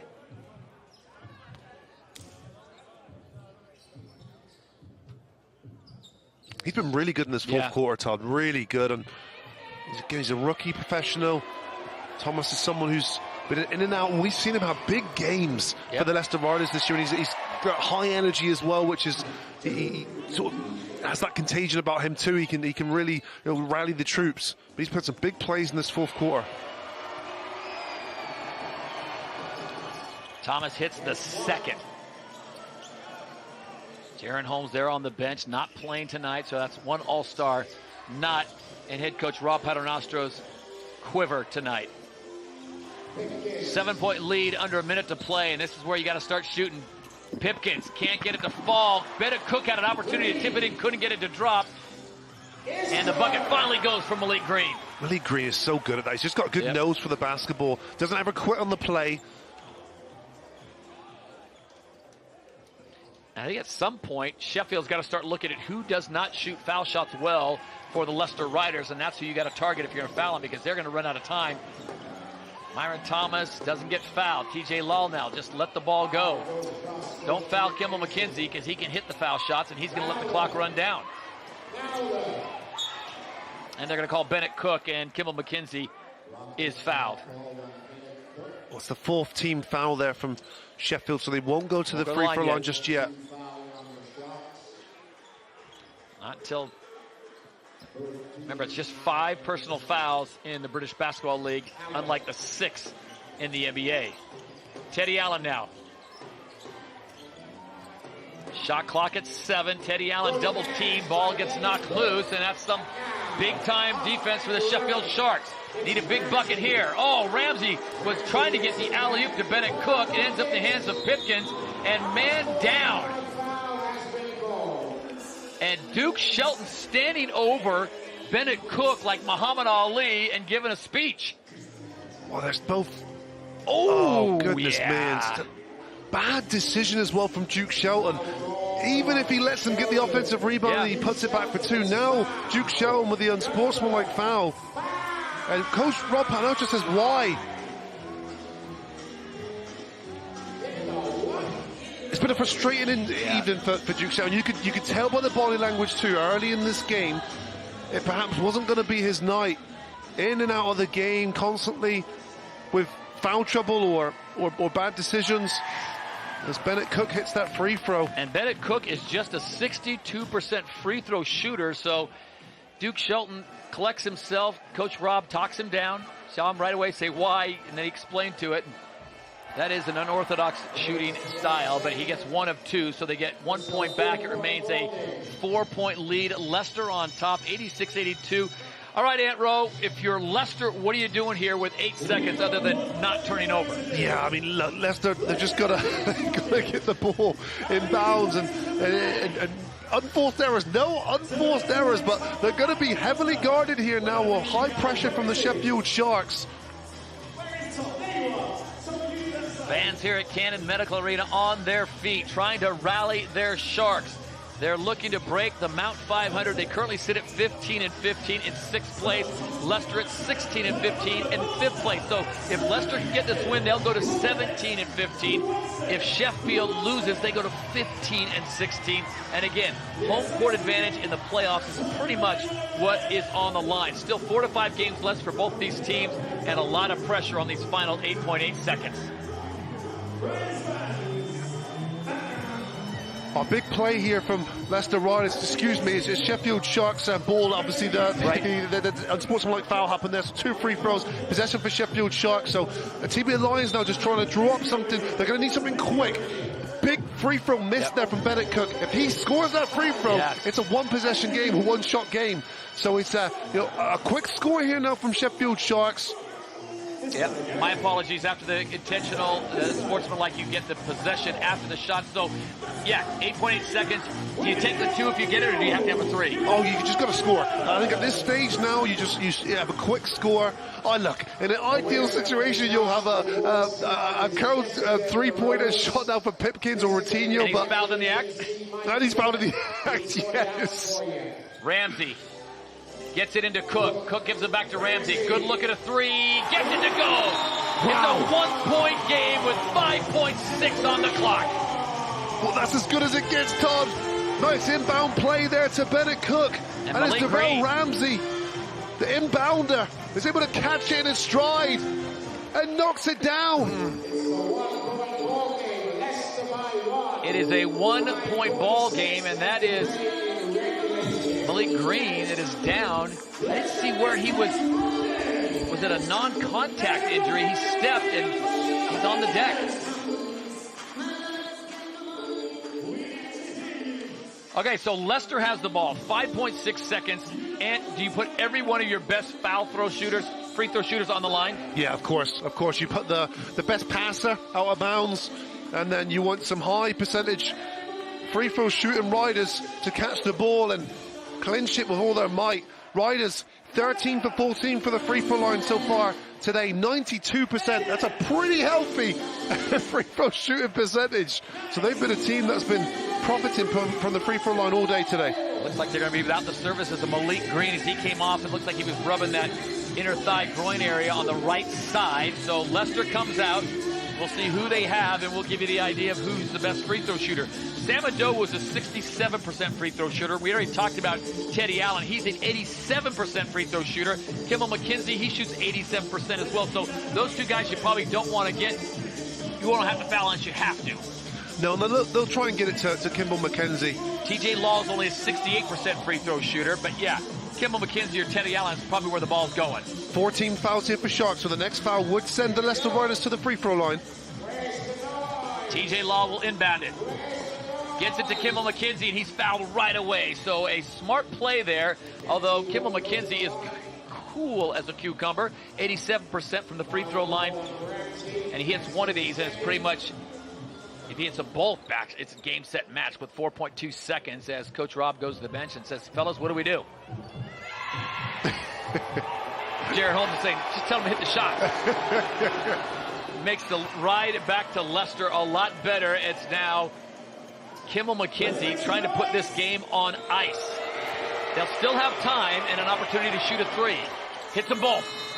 So 4.2 seconds. It is a 3-point ball game, and it's timeout Sheffield. And drop your best last shot. Wow, they got exactly what they wanted, and credit to Sheffield Sharks as well. The team of Lions drew up a play there, and what they got is they got the inbounder, which was Darrell Ramsey, coming off, or back inbounds, stepping into that 3-point shot. So they needed 3 here now. They don't have time to have a quick 2. So the team of Lions is going to go back to his drawing board here now and drawing up something good for the Sharks in the remaining 4 seconds of this game. They're drawn in close, trying to keep the peering eyes of Sky Sports off that board. So we'll switch over to Leicester Riders. If you're Rob Paternostro, obviously, do not foul a three-point shooter. Yeah, no, you can't.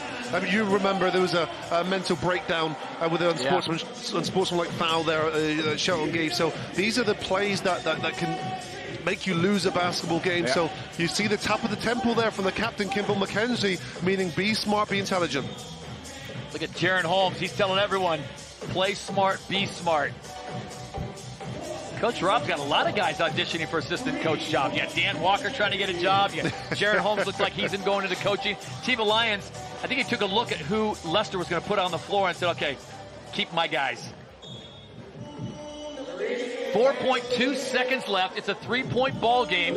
Sheffield with an opportunity to tie this and send it into overtime. And I'm sure Leicester, after having that double overtime game against Plymouth, the last thing they want to do is play OT. Well, they're quite used to the overtime games now. Todd, what do you think? Ramsey inbounds it. Edelrock can't get the shot to fall. Had a great look at it.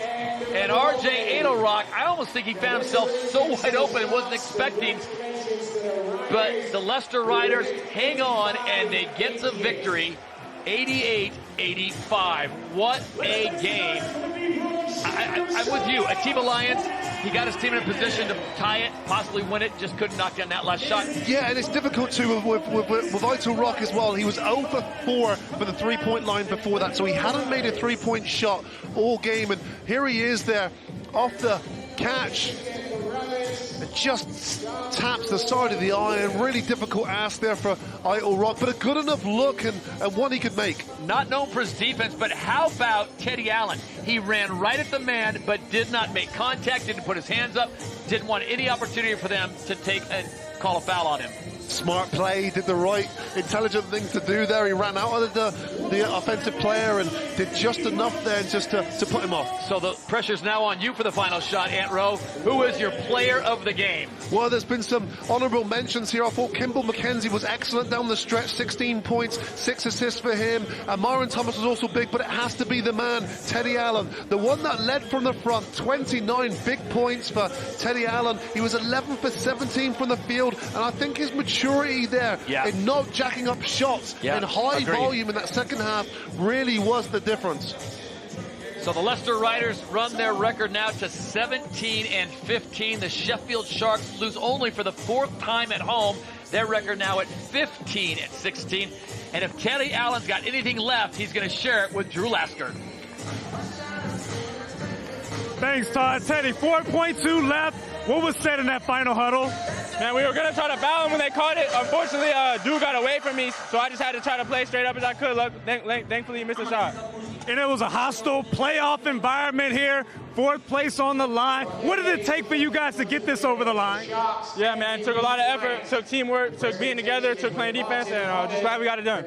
And you exploded in the first half, but you showed a lot of maturity in your game in the second half. Deferring, talk about your trust you have in your teammates. Yeah, I had a couple of turnovers. I wish I would have deferred on those plays, but I feel like overall, I trusted my teammates and they trusted me, so it worked out good.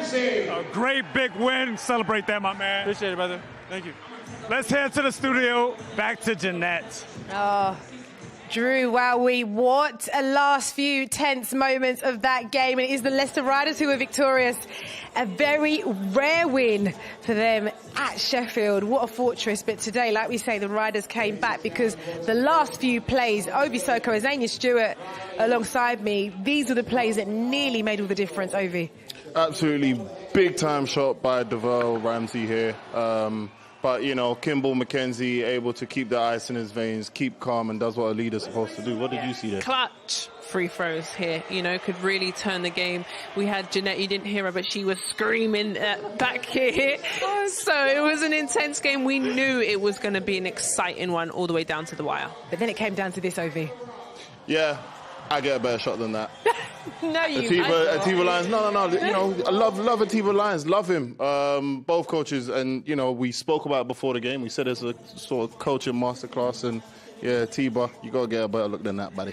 Well, you saw him there just very quickly appearing to shot. It was Coach Rob Paternoster alongside Drew Lasker, and Coach Rob's gum has had some work today, I'm sure. Rob, not many people come in this building and get a win. What did it take? Take 40 minutes of, concentration and control. I thought we were pretty controlled for most of the game. And I thought our defense, when we were set up for a lot of the game, was pretty solid.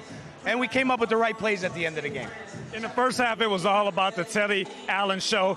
But in the second half, it was about the others. Talk about their contribution. Yeah, well, Teddy was awesome in the first half. He hasn't even practiced this week. So, for him to come out and play like that, that was great. But, yeah, I think the guys, after the win Sunday especially, know that they can get the job done. And I think there were plenty of guys out there. Even Connor Washington, I thought he came in a big spot, took Kimball off the ball, made some big plays. So, yeah, it's a great team win, and we talked about having a team win tonight. That's what we wanted, a together team win, and we got it.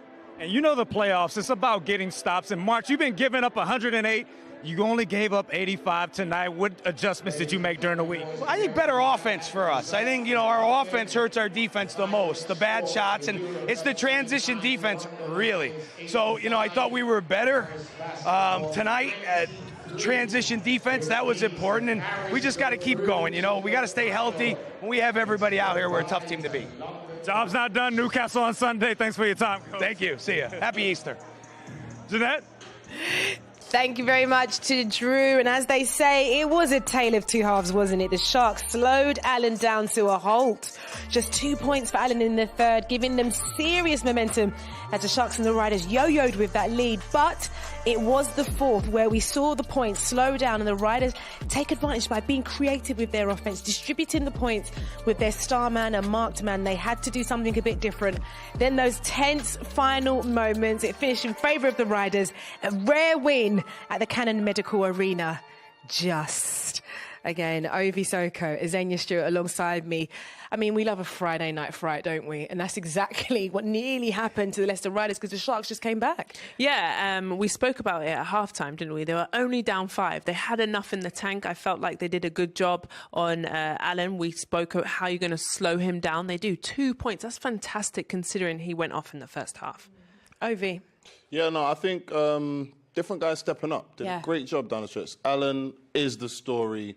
Big-time performance, but Kimball made plays down the stretch. We saw Myron Thomas make some plays. Lowell, he made some plays down the stretch. So, yeah, it was a really good team win. Let's look at Teddy Allen, because, we were waxing lyrical. 27 points in the first half here, Zania, then only 2 in the second. Yeah, and he said, his teammates stepped up, and I always find that, Jeanette, when I played and I went off in a quarter or a half, I always dried up and got cold in the second half. So that's exactly what he did. But this first half was tremendous. It was strong. It was physical. He showed his full arsenal of, offense and incredible. I actually really enjoy watching him play. Very smooth. Nobody really gets him out of his rhythm. Look at that. He just waits, lets the defense fly by and then hits the shot. But then I guess then there's a level of frustration, isn't there, in the second half when you're not able to go and get those shots away because they just know how to mark you and how to grind you down almost, Ovi. Those highlights showed, he wasn't even making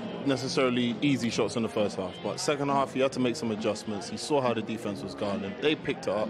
So, his teammates had to step up, and that was the recipe required. Yeah, and 2 of his mates had to step up there. We just saw him there, Kimball McKenzie and, of course, Lyle as well, because what they had to do was make sure they came out and did something different and distribute those points. And I think it actually helped them because those 3 guys stepped up when Allen was out the last 2 games. So it was definitely not something that they had to suddenly find. It was easy for them. Those last 2 games, they've been incredible. 23 points, I think Mackenzie had.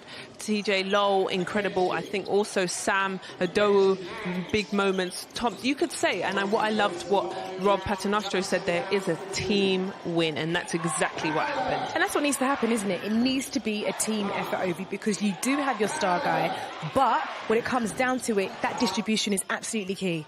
Every time the distribution. And this was one of the key shots I was talking about. That shot that Lowell knocked down That was down the stretch when the game was very, very close. And I think Myron Thomas had just made a play the time down before that. So the distribution, I feel like we're seeing the role guys start to pick up their confidence on this Leicester team. And they locked eyes. I felt like they were like, we're not losing this game. They're zoned in. Yeah, Absolutely zoned in. Just to update you on that full-time score of London Lions, of course, they're in Euro Cup action. Paris took the win there, unfortunately, for London Lions. I know, devastation from my guys here. Sorry about that. 93-85. But we can take a look at the British Basketball League standings after tonight's game and what that then means now for the teams that were involved tonight. Up to fourth, the Leicester Riders bumping up the rankings there. This is great news for them, of course. Sheffield Sharks disappointed to come so close and not be able to take that, but a good result there for the Leicester Riders to jump up and leapfrog the Sheffield Sharks into fourth. Okay, well, final thoughts on that then. I guess it was a game that we were expecting to be a coaching masterclass, and we did see that in some aspects, Azania. You're right. It came down to key moments and coaching. But I knew it was going to be an exciting one. I think these two know each other. They've played each other 4 times now. And it came up to its expectations. Is that Ovi? Yeah, it lived up to the bill, and I think we enjoyed it here in the studio. And it will just be interesting and setting the stage for a very interesting and exciting playoffs. The playoffs, that's what's coming up very, very soon. So please do stick around for that. But thank you, as always, to Azania, to Ovi, to Todd, and to Anne, and to Drew as well. Thank you to you for watching. It's been a great night here, and it was the Leicester Riders with the win at Sheffield Sharks.